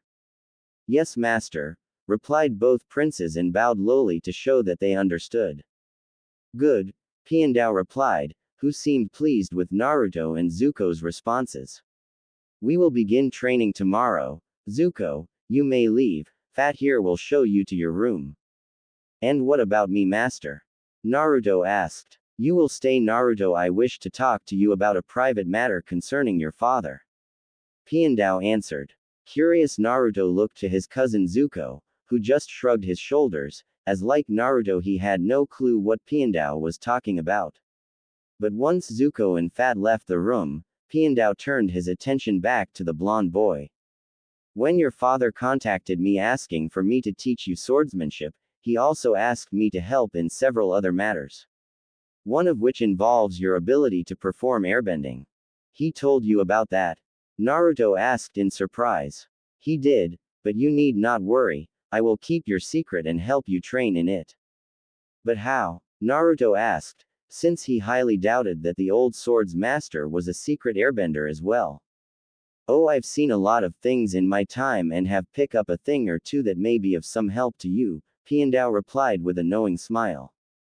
Now as I've been led to understand your father gave you a scroll on airbending, is that correct? Piandao asked, to which Naruto nodded. Good, that should help speed things along, but still as you're aware we must keep this secret, which is why we will perform your airbending training at night and keep it hidden from your cousin. After Piandao said this, Naruto just nodded. Normally he would have objected to this, since he trusted his cousin. But his father explained to him before he left, that the fewer people knew about his ability to airbend, the safer everyone would be. Once Piandao saw Naruto's nod, he decided to move on to the next issue he wanted to talk to Naruto about. Now on to the next matter your father wanted me to help you with. Tell me, Naruto, has your father told you of the Order of the White Lotus? No, Naruto said as he shook his head. What's that? The Order of the White Lotus is an ancient and secret society that transcends the boundaries of the four nations, seeking philosophy, beauty, and truth. They are devoted to the sharing of ancient knowledge across national and political divides. It was formed centuries ago by the wisest scholars from all over the world. The order began as a club where these ancient masters could challenge one another on the Pai Sho table. They derived their name from the white lotus tile used in Pai Sho, a key element in their strategy. So my dad and you are a member of this white lotus order thing? Naruto asked. Yes, although your father is much more than just a member, he is the Grand Master and Grand Lotus of the order, a position that few have ever held in the order. When Naruto heard this he was naturally surprised, as he never would have expected his father held such an important position in a secret society. But what do I have to do with the White Lotus? I'm not a member. Not yet. Your father has asked me to not only train in swordsmanship and help you with your airbending, but to also make you a Lotus apprentice. 3. While you're studying here, I will teach you of our ancient ways and show you things that few people have ever seen. When Piandao finished explaining, Naruto was naturally left stunned, as he couldn't believe that he was going to join a secret society like the White Lotus. But before he could get too excited he suddenly thought of something. But why me? Is it because my dad is a Grand Master? Or is it because of my white flames? Not exactly, answered Piandao, although your white flames are highly unusual and the fact you are the first person other than the Avatar to be able to bend more than one element.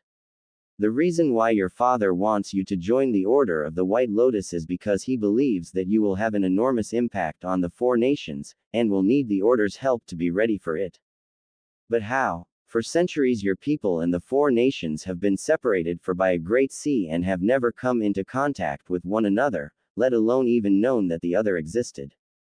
But when your father landed in your land and brought you back here, he revealed that there were other people and places that weren't known with abilities completely new to us. He also did the same thing for your people by landing there, and by raising you here he has made you a person of both lands and people. You have the potential of being a bridge between the four nations and your birth land, something that could change everything for both us and your people.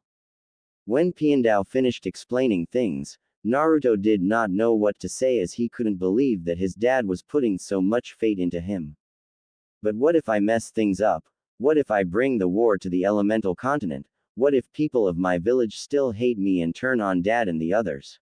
What if? Naruto said, but before he could finish Piandao interrupted him. I know that this may be a great deal to take in and is a heavy burden, Naruto, but I believe you will make the right decisions and will rise to the occasion. As your father has faith in you, and the Grand Lotus is not a man who would place something like this on you unless he believed you could handle it. Besides, I am certain that you will not be alone when the time comes. When Naruto heard this, Naruto started to calm down a bit, after which Piandao stood up and handed Xiao Zi back to Naruto, who jumped onto the blonde's right shoulder. Now then, said Piandao as he placed his left hand on Naruto's free shoulder and gave him a kind smile. I think it's time that I showed you to your room and allow you to get settled. Dinner will soon be ready, and I must confess Fat is a rather good cook. Nodding at this, Naruto allowed the elder man to lead the way, where the two of them quickly exited the room. 6 months later, after arriving at Master Piandao's castle, the past 6 months flew by fairly quickly for the two boys. When the boys first started training, Master Piandao had them practice painting, writing, drawing and calligraphy. Naturally, the two princes didn't see much point in doing this, but they followed their master's orders without question, just as they promised before they started. But later Piandao explained that calligraphy, drawing and other forms of art, allowed a swordsman to keep his mind sharp, focused and fluid. It also taught them how to take in their surroundings and remember them when they only have a second to look at them. At first neither Zuko nor Naruto showed much talent for drawing, painting or calligraphy. But as time moved on they slowly got better and improved, although they were far from master artists. Later the boys moved on to more physical training, learning and practicing different sword moves with wooden swords. After that they would then spar with Fat, who surprisingly turned out to be a skilled swordsman. As time moved on, Piandao started teaching them rock gardening, saying that it taught them how to use their surroundings to their advantage. Remarkably, both Naruto and Zuko showed impressive improvement within a few months, where in a short amount of time, both of them were able to defeat Fat in their spars. Seeing this, Master Piandao had the two boys spar with one another or against him. He would even sometimes spar against both of them at the same time. Although the result remained the same every time, where both boys would get their asses handed to them by the elder man. 4 months into their training, Master Piandao decided that both Naruto and Zuko were ready to have their own swords and would make it themselves. Naturally, both boys were pleased to hear this, and after choosing what type of swords they were to make and what materialize their swords would be made out of, they began to work on them, with the help of Piandao and Fat. It took about a month of hard work to make them, but eventually their swords were complete. Zuko chose to make a pair of dual Dao swords, while Naruto made a long silver katana, with no guard and a pure handle and white sheath. 5. Once the swords were made, Piandao had Naruto and Zuko train in using them, knowing that using real swords were much different from wooden training swords, given their weight and shape. Also during the 6 months, on every second night after he arrived at the castle, Naruto began his training as an apprentice lotus. During these nights he learned more about the Order of the White Lotus and its ways, which included playing Pai Sho. This of course came of no great surprise to Naruto, given the amount of times his father had him play against him. On every third night Naruto began his secret training in airbending with the help Piandao. Unlike his firebending, Naruto's airbending ability came a lot more natural to him, where he was able to grasp the basics of airbending quickly, which he learned from some scrolls Master Piandao had. Who received them over the weeks from Iroh, who contacted other White Lotus members for any scrolls, books or information they had on airbending.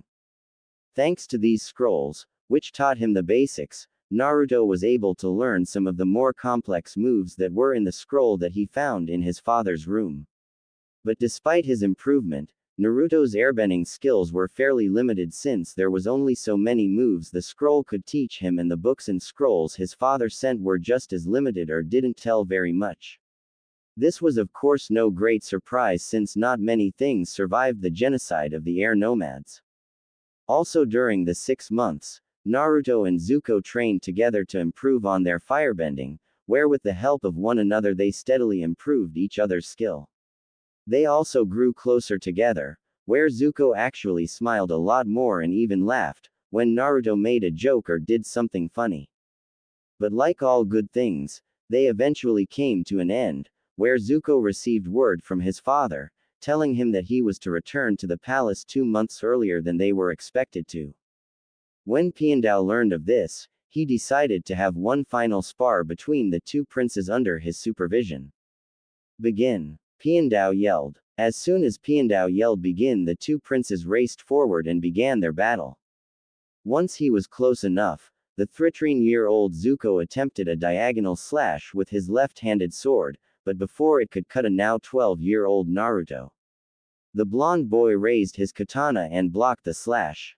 Undeterred, Zuko then spun around to the left and attempted to slash at him again, but like before, Naruto was able to block the slash by pushing Zuko's first sword away and spinning around to meet the second. After blocking Zuko's second sword, Naruto then pushed it away and went of the offense, forcing the elder boy to go on the defensive. Naruto of course knew he needed to keep Zuko of the defensive given how he had the advantage of two swords, while he only had one. Sadly though, as the fight continued, Zuko found an opening in Naruto's attacks, allowing him to move away from Naruto and slashing at him from the right side. Seeing this, Naruto was forced to jump away, which then allowed Zuko to go on the attack. Not wanting to give Zuko too much of an advantage, Naruto also went of the attack, where for the next few minutes the two boys clashed in a fury of blades. From his position above the two princes, the master swordsman Piandao watched as his two students battled, giving little ground to each other as they fought. Sitting on his shoulder watching the battle was also Xiao Zi, who from time to time let out little cries, which Piandao guessed were cheers for Naruto and Zuko. Eventually, after a little while, Zuko gained the upper hand thanks to his dual swords and started forcing his cousin back out of the sparring ground and into the wall behind him. But before Zuko could push Naruto back into the wall, the young blonde ducked under one of Zuko's horizontal slashes and attempted to slash at the elder prince's legs. Fortunately though, Zuko was able to react in time and avoid the slash by jumping into the air. But when he landed back down, Naruto was able to roll away from him and back to the sparring ground. Not wishing to give Naruto any time to attack, Zuko quickly spun around and jumped into the air and attempted a double vertical slash down on Naruto's head with his dual swords. But before the swords could hit, Naruto moved out of the sword's path by jump away and deflect them. After Naruto avoided his double slash, Zuko moved forward and swung his right-hand sword at Naruto, who narrowly blocked the swing with his own sword and was then forced to jump back again to avoid Zuko's second sword, which was coming towards him. Once Naruto had avoided Zuko's attack, the blonde prince attempted to go on the offensive by slashing at Zuko's exposed right side. But before his attack could cut Zuko, the elder prince brought his right sword down and blocked the slash. After which he pushed Naruto's katana away and he attempted a double horizontal slash with his swords. When Naruto saw what Zuko was doing, he quickly took a step back to avoid the double slash, exposing the elder prince to an attack. Unfortunately, before Naruto could take advantage of it, Zuko jumped forward and attempted another double vertical slash. This forced Naruto to step back again to avoid it and exposed Zuko to another attack. Seeing a golden opportunity to end the fight, Naruto raised his katana to slash at Zuko. But before he could swing his katana down on Zuko, the dark-haired boy fell backwards and performed a double kick into Naruto's exposed chest, sending the spiky-haired blonde flying into the wall behind him. When Piandao saw this, he smiled, since Zuko had improved a great deal in his agility and flexibility after training so much with Naruto. Back when the boys first started sparring with one another, Piandao saw how agile and fast the blonde was. Knowing how valuable such skills were in a sword fight, Piandao had Zuko train with Naruto to improve his agility. But as much as Zuko's agility and speed had improved, Naruto was still much faster and much more agile. He showed this when he performed a mid-air flip, which allowed his feet to hit the wall first, where he then used the wall to propel himself towards Zuko. When Zuko got back onto his feet, He was of course surprised to see Naruto flying towards him and was barely able to lift his sword up in time to block Naruto's attack. But once he did, he pushed the blonde away and attempted to slash at him with his right-hand sword. Seeing the sword, Naruto jumped into the air to avoid it and attempted a downward slash on Zuko, who then dragged his sword onto the ground and set some dirt flying into Naruto's eyes, blinding him momentarily and forcing him to halt his attack and to move away from his cousin. Not wanting to let go of his advantage, Zuko moved forward and attacked Naruto, who had just regained his sight. Acting fast, Naruto brought his katana up and went of the defensive, blocking each of Zuko's attacks with his katana. As the fight continued, Zuko unleashed a series of relentless attacks on Naruto, preventing him from making any kind of counterattack and forcing the blonde fall back. But when Naruto blocked a downward slash from Zuko's right-hand sword, the spiky-haired prince angled the flat side of his blade to reflect the sun into Zuko's eyes, blinding the elder boy and allowing Naruto to knock the sword from his hand. Recovering quickly, Zuko raised his left-hand sword up and tried to slash at Naruto. Seeing the incoming sword from the corner of his eye, Naruto brought his katana up and blocked the slash. He then maneuvered his katana to form a small arc with Zuko's sword, forcing the elder boy to drop his sword. With Zuko now swordless, Naruto moved in to finish the fight, but before Naruto could deliver the final blow, Zuko performed a backwards flip, allowing him to land near one of his fallen sword. When Naruto saw where Zuko landed, he quickly raced over to stop him from picking up his sword. But sadly he was too late and Zuko was able to block Naruto's strike. He then pushed Naruto's sword away and quickly rolled over to his second sword. After which he then raced over to the steps at the other end of the sparring ground and into the bamboo forest nearby. When Naruto saw where was heading, he quickly chased after his cousin and entered the bamboo forest. Seeing that Naruto was chasing after him, Zuko began to cut the bamboo trees around him, obstructing Naruto's path, forcing him to cut the fallen trees and giving Zuko more time to move away. But eventually Naruto began to catch up on Zuko, who was then used the bamboo trees themselves as a weapon, bending them and sending them flying towards Naruto, who was forced to cut them with his katana. Seeing that Zuko was using the bamboo trees against him, Naruto decided to take a page out of the shinobi textbook. Using his shinobi training, Naruto jumped to the tops of the bamboo trees and leapt across them, right over Zuko. He snuck up on the unsuspecting fire prince and delivered sharp kick to the side of his face, sending him flying to the edge of the forest. Fortunately Zuko was able to hold onto his dual swords after he was kicked, where once he picked himself up, he saw Naruto racing towards him. Knowing he couldn't take the chance of Naruto sneaking up on him again, Zuko made his way out of the bamboo forest and into the open grass. As soon as both Naruto and Zuko were outside the bamboo forest, the two boys re-engaged each other. Zuko was the first to make his move, where he used his right-hand sword to slash at Naruto, who leapt into the air to avoid it. After which he attempted a downward strike, which Zuko deflected with his left-handed sword. Not letting up, Naruto attacked again, only to have Zuko block his attack and then bring his right-hand sword from the side, which Naruto narrowly deflected with his katana as he took a step back. For the next few minutes the two boys continued their fierce sword battle, which went back and forth between the two of them. Eventually though, Zuko gained the upper hand as he forced Naruto to the edge of the nearby steps. Realizing his dangerous position, Naruto quickly performed a backwards flip and landed at the bottom of the steps. When Naruto landed at the bottom of the steps, the two boys stared intently at one another, waiting to see who would make the first move. Watching from his position, the master swordsman Piandao could tell that this battle was nearing an end and that the next few moves would decide the outcome of the fight. After a few moments of intense staring, Naruto made the first, where he raced up the steps and then jumped up into the air and performed a powerful downward slash. Wasting no time, Zuko quickly raised his swords to block Naruto's slash, which was stronger than he had expected, forcing him to move back. Not wanting to waste his chance, Naruto pressed his advantage and began force Zuko to the edge of the wall, where he then delivered a strong front kick that sent the elder prince flying down to the sparring ground below. Following after his cousin, Naruto quickly jumped down to the sparring ground, where Zuko had picked himself up and charged at the blonde with his dual swords. Wasting no time, Naruto took up a defensive stance and recommenced his battle with his elder cousin.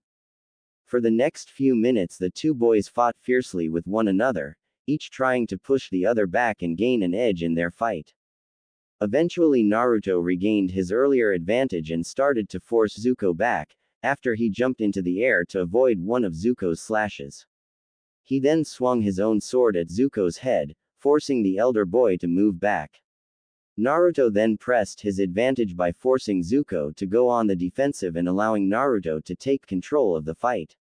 As the fight dragged on, Zuko was forced further and further back. He of course tried to counterattack and force Naruto to go on the defensive.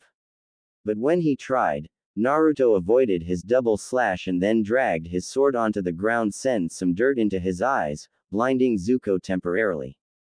This then allowed Naruto to knock away Zuko's left sword and send it flying to the other end of the sparring ground. But before Naruto could fully disarm the teen prince, Zuko jumped away and put some distance between them.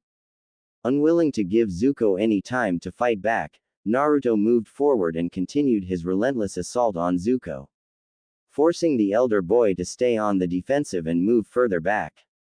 Knowing he needed to do something, Zuko blocked Naruto's downward slash and pushed the blonde back, catching him off balance and allowing Zuko to attempt a horizontal slash.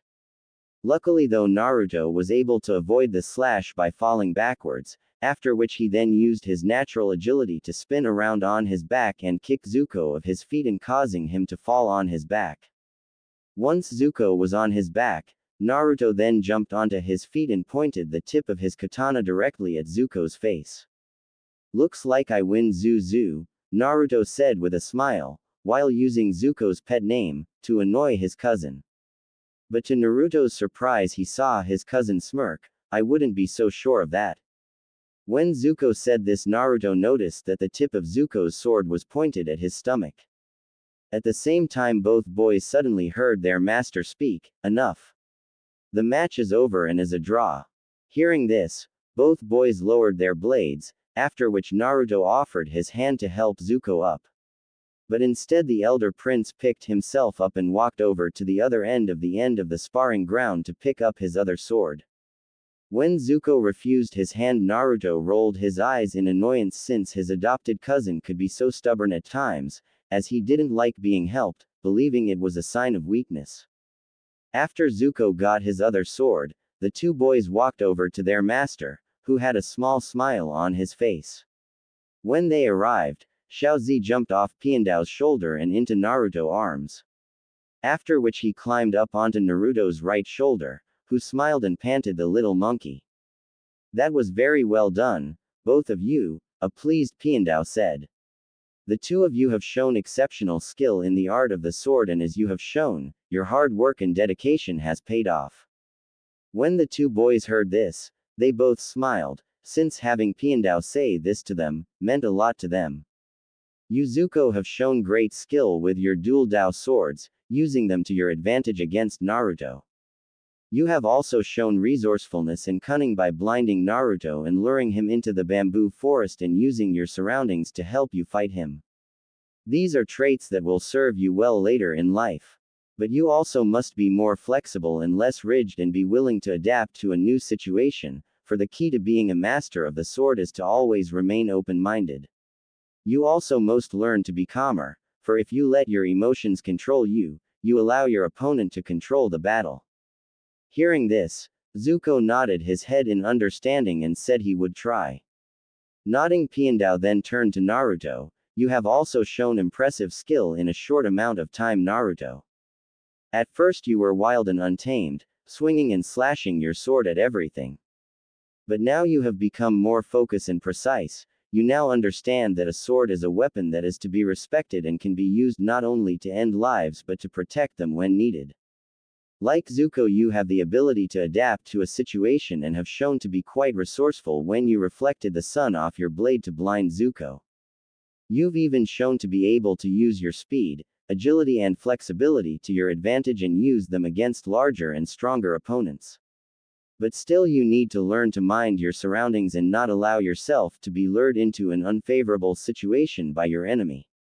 You also must learn to plan ahead more, as you take many risks when you fight, which could lead to your downfall if you are not careful. Like Zuko, Naruto nodded in understand and said he would try as well. Seeing this, Piandao's smile grew where he then turned to Zuko. It was a pleasure teaching you, Prince Zuko, and I'm sorry to see you go soon but I understand that there are duties that you need to attend to at the capital and I hope you have a safe journey. Thank you for having me, Master Piandao. I am grateful to you for allowing me to be your student and I will not forget what you have taught me. I am pleased to hear that. You were a fine student. Now come, let us have dinner before you leave. Fat has made a farewell meal, Piandao said as he led the two princes to the dining room. Later that day, after having his last meal at Piandao's castle, Zuko returned to his room where he proceeded to gather his belongings and prepare for his journey back to the capital. Once he had finished packing, Zuko suddenly heard a knock on his door. Answering with a "Enter," Zuko saw the door open and Naruto enter the room with Xiaozi, who gave a cheeky salute to the Fire Prince. "Hey Zu, finish packing?" Naruto asked. "Don't call me that," Zuko said with a glare since he hated that nickname. "Easy, Zuko, I'm only kidding, I just came to see if you needed any help packing."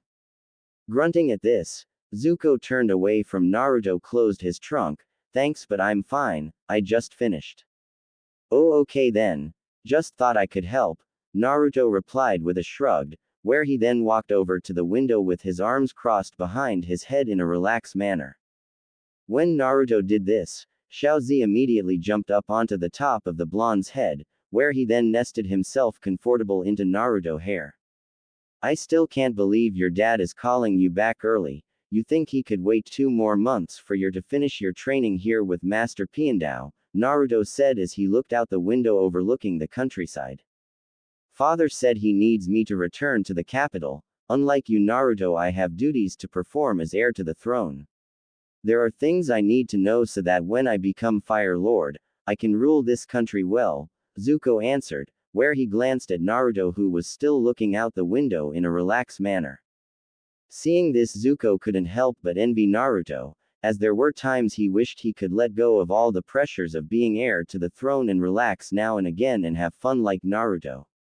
"Yeah, I understand, but still it's not going to be the same around here without you," Naruto responded as he turned around to look at Zuko.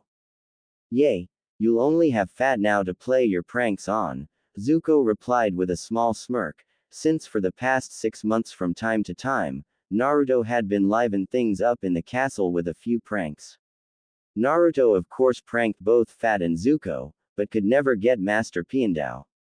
The man seemed to have eyes at the back of his head and always seemed to be a step ahead of Naruto and know where he was hiding.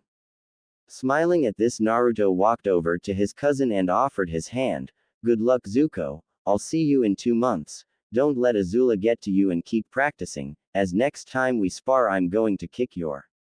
Smirking, Zuko thanked Naruto and said he wouldn't let Azula get to him and that Naruto was welcome to try when they spar again.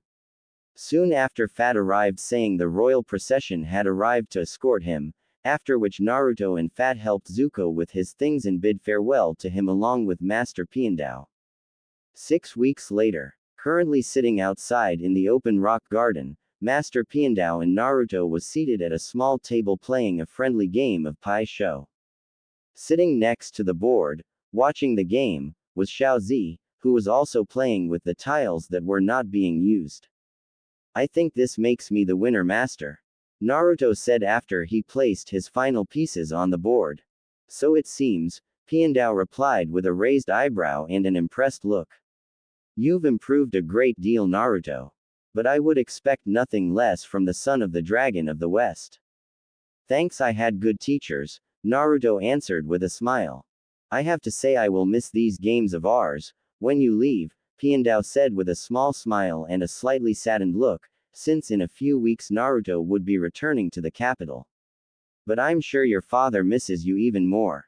Yeah, I miss him too. I can't wait to see him again, Naruto said since he hadn't seen his father in almost 8 months and missed him dearly. I'm sure that he will be very pleased with how you have grown. You've learned the ways of our order well, and when you return to the capital your father can begin the next stage of your training into the Order of the White Lotus. Thank you Master Piandao, Naruto said with a slight bow, as he was grateful for everything the master had done for him. Nodding at this, Piandao then smiled again. Now then, if you don't mind, perhaps you would allow me a rematch and allow me to avenge my defeat. Smiling at this, Naruto was about to agree, but before he could respond, Fat came running to him with an agitated look on his face. Prince Naruto, a messenger hawk just arrived with an urgent message from your father General Iroh. It concerns Prince Zuko. Quickly taking the scroll from Fat, Naruto began to read the message from his father. When he finished, Naruto gasped with disbelief. What does the message say, Naruto? Piandao asked with clear concern in his voice. There was an incident at the palace. Zuko was challenged to an Agni Kai. He lost and was badly hurt from the battle, Naruto said, as he reread the message again to make sure he hadn't misunderstood anything. Shortly though, he put down the scroll and looked to Piandao. I'm sorry master, but I have to go back to the capital today. Of course, Piandao responded before he turned to his butler. Fat, go to the town and order the faster carriage they have. At once, Fat replied before he raced off to the town. Nodding his thanks to the elder man, Naruto quickly picked Xiaozi and raced off to his room to pack. Several days later at the palace. Standing outside the room of Prince Zuko, the former dragon of the West, Iroh waited for the doctors to finish examining the injured prince. As he waited, he suddenly heard a familiar voice crying out to him, Dad. When Iroh turned, he saw his adopted son Naruto racing toward him with clear concern on his face. Naruto, the elder man cried, where he then quickly walked over to meet the blonde, where the two of them hugged each other. You received my message. Yay. I came as quick as I could. How Zuko? Naruto asked. When Naruto asked this, the blonde saw a distressed look on his adopted father's face, who clearly hadn't been sleeping much the past few days. I'm afraid it is not good news. Zuko's face has been badly burnt, where he will have scars that will last him the rest of his life. What happened? Who would do that to Zuko? Was it Azula? Naruto asked, as his father's letter never told him who had done it.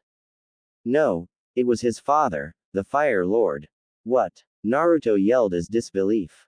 For the next few minutes, Naruto listened to what happened to his adopted cousin after he joined a war council meeting and spoke against a plan that would result in the sacrifice of an entire division of new recruits in a diversionary maneuver, seeing it as a betrayal to their patriotism. After Zuko spoke up, his outburst was seen as a grave insult, and Ozai demanded that he participate in an Agni Kai. Zuko had agreed, unaware that he would face his father, the Fire Lord, not the general he had insulted earlier. Iroh then went on to explain that after learning that he was facing his father, Zuko immediately penitent and knelt, refusing to fight, and tearfully begged for his father's forgiveness. When Ozai saw this, he declared Zuko's refusal as a sign of cowardice and another display of disrespect, where he then burned Zuko's face, ensuring that he would never forget his shame.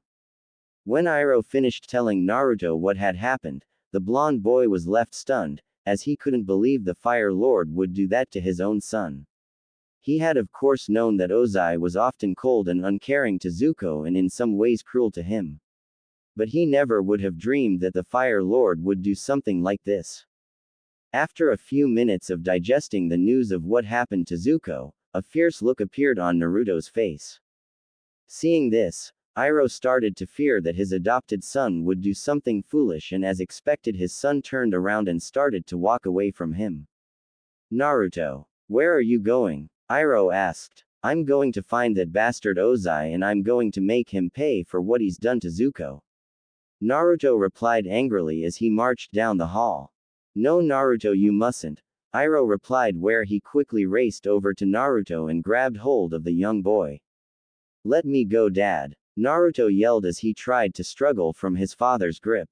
As this was happening, Xiaozi, who had been sitting on Naruto's shoulder the entire time, jumped off Naruto's shoulder and onto Iroh's shoulder, fearing the way his master was acting right now.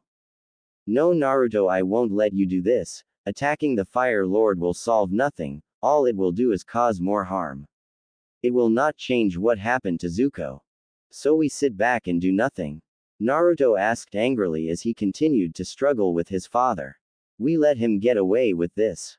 I'm sorry, Naruto, I know how you feel, but there is nothing we can do. Zuko accepted the Agni Kai. Even if it wasn't an official match, there is nothing we can do, the Fire Lord's rule is absolute. That isn't right, Naruto said angrily, as he felt he should do something, but before he could say anything more, Iroh turned Naruto around to face him. No, Naruto, it isn't, but you must understand that in life there are some things that we cannot control nor do anything about. So we just accept it? Naruto asked angrily as he looked at his adopted father, who could only sadly nodded. Before Naruto could respond to this, the two of them suddenly saw the double doors to Zuko's room open. Seeing the healer bother Iroh, and Naruto quickly walked over to the man to ask about Zuko's state.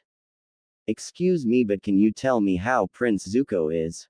Iroh asked after they walked up to the healer. Prince Zuko is resting comfortably right now and is recovering well, he should be ready to leave tomorrow, the healer replied, to which Iroh thanked him. When the healer walked away from them, Naruto immediately turned to his adopted father. Dad, what was he talking about? Where is Zuko going? As soon as Naruto asked this, Iroh let out a tried sigh. I'm afraid Prince Zuko is being banished. What? Naruto cried in disbelief. But why? Because Zuko refused to fight my brother. The Fire Lord declared that Zuko's refusal to fight him was a sign of cowardice and another display of disrespect. So he not only burned Prince Zuko, but he also stripped him of his claim to the throne, and exiled him from Fire Nation. So Zuko can never come home? Naruto asked in shock. The Fire Lord has declared that the only way Prince Zuko will be allowed to come home, is if he is able to find and capture the Avatar. But he might as well say that Zuko can never return home. The Avatar disappeared over 100 years ago after the air nomads were wiped out. No one has seen or heard of the Avatar in over 100 years. I know, Naruto, but the Fire Lord has made his decision, and his mind cannot be changed once he has decided on something.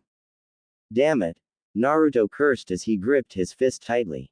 After a few minutes, Naruto eventually calmed down, where he and his father decided they would go into to see Zuko. When the two of them entered the room, they saw Zuko lying on his bed staring at the ceiling. When they moved closer, Naruto could see that the Zuko had a large bandage on the left side of his face, covering his left eye. Prince Zuko, you have a visitor, Iroh spoke. Hey Zuko, how are you feeling? Naruto asked. How do you think I feel? Zuko retorted angrily as he looked at the blonde, who silently cursed himself for his poorly chosen words. I'm sorry, I know it was stupid question to ask, Naruto replied, feeling awkward given the rough start he was having with his cousin. Yay, it was, Zuko responded before he went back to staring at the ceiling. Prince Zuko, please, I know you are upset, but Naruto is here because he is concerned for you, he wants to help you. Help me? Zuko yelled angrily as he sat up. What can he do to help me? What can either of you do to help me? Can you help me restore my calm to the throne? Can you help me regain my honor? Can you stop my father from banishing me? Can you remove this? The teen boy yelled as she stood up and ripped the bandage from his left eye, showing Naruto and Iroh his scars. When Naruto saw the burns on the left side of Zuko's face, the young boy couldn't help but wince at them. Iroh was no different, although he just looked away, since he had been there where his brother did this to Zuko. Seeing this, Zuko just frowned. I thought as much, no one can help me. Zuko, please, if you will, Naruto said, but before he could finish, Zuko went to lie back onto his bed and turn his back to Naruto and Iroh, telling them to go. Prince Zuko, if you, Iroh said, but before he could finish Zuko turned around and yelled, I said leave me. Not wanting to aggravate Zuko anymore, both Naruto and Iroh decided to respect Zuko's wishes and left the room. After they left the room, Iroh and Naruto made their way back to Iroh's room so that they could talk further without fear of someone listening in on them. Naruto, please don't take want, Prince Zuko said to heart, he doesn't mean it, he is just angry at what happened. He will come around eventually, Iroh said after entered his room. I know that and I don't blame him, I blame the Fire Lord, this is all his fault. What is done in the past is done, Naruto, we cannot change it no matter how much we want to. The best we can do is move past it and look to the future. Yeah, I know, but I just don't know if Zuko will be able to move past this, especially since he's going to be alone. He won't be alone, Iroh said suddenly, I have already announced that I will accompany Prince Zuko when he leaves the Fire Nation. He will need someone to be with him and help him from falling into despair and show him that there is still hope. Then I'm going with you. I was hoping you would say that, Iroh replied with a smile, but before he could say any more, he suddenly heard a knock on his door. When he opened it, he saw a servant who said he had a message for Naruto from the Fire Lord. Surprised, Iroh took the message and gave it to Naruto, who quickly opened it and began to read it. When Naruto finished, his eyes widened in shock. Seeing this, Iroh quickly became concerned. Naruto, what is it? What does the message say? It's a decree from the Fire Lord. It states that I am to enter the Royal Military Academy for boys. It states that for the interest of the Fire Nation in its war against the Earth Kingdom and the Water Tribe, I am to be sent there so that I may be properly trained in using my unique firebending. When Iroh heard this, he quickly took the scroll from Naruto and began to read it for himself. When Iroh finished, he was forced to sit down as he couldn't believe that his brother would go this far to try and get Naruto. Dad, can the Fire Lord really do this? Naruto asked. I'm afraid so, Naruto, for as I said early, very little is impossible to do as Fire Lord. My brother no doubt knew that after I announced that I was going with Prince Zuko in his banishment that you would come with us. By having you to join the military academy, he making sure that you stay in the Fire Nation and that he has some level of control over you. Can't we do anything? Naruto asked. Can't I refuse it or maybe sneak aboard with you and Zuko when you leave the Fire Nation? I'm afraid you cannot ignore and direct order from the Fire Lord. If you did, it could be considered treason, and if you were to sneak aboard Zuko's ship, the Fire Lord would quickly realize where you went.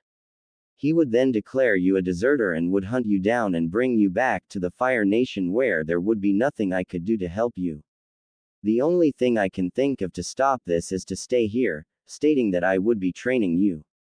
But if you did that, then Zuko would be alone. Who knows what will happen to him then, especially with the way he is now.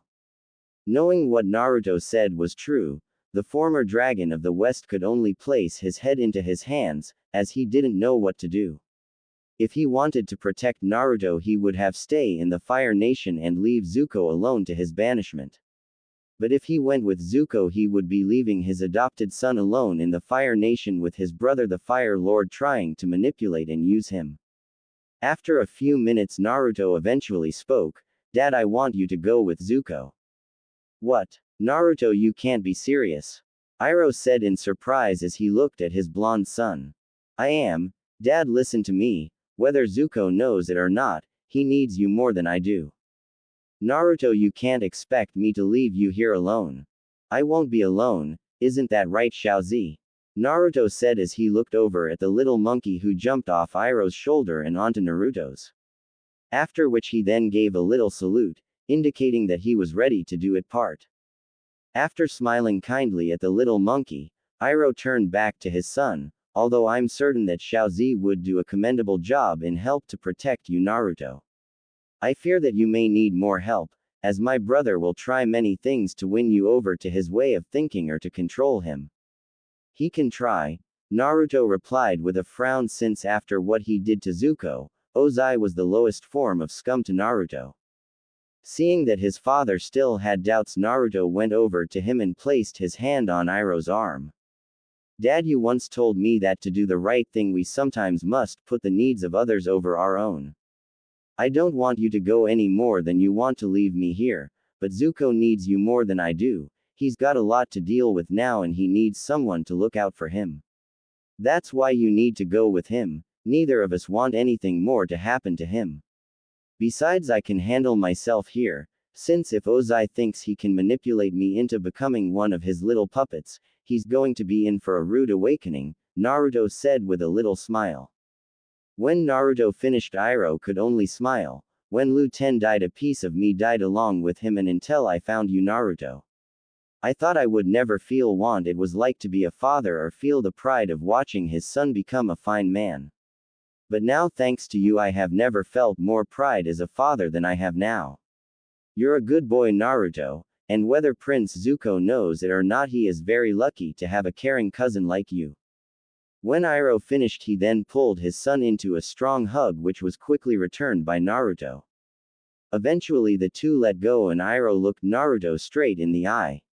Very well, Naruto, I will go, but you must promise me that you will be careful. Do not underestimate my brother, as he will stop at nothing to get what he wants.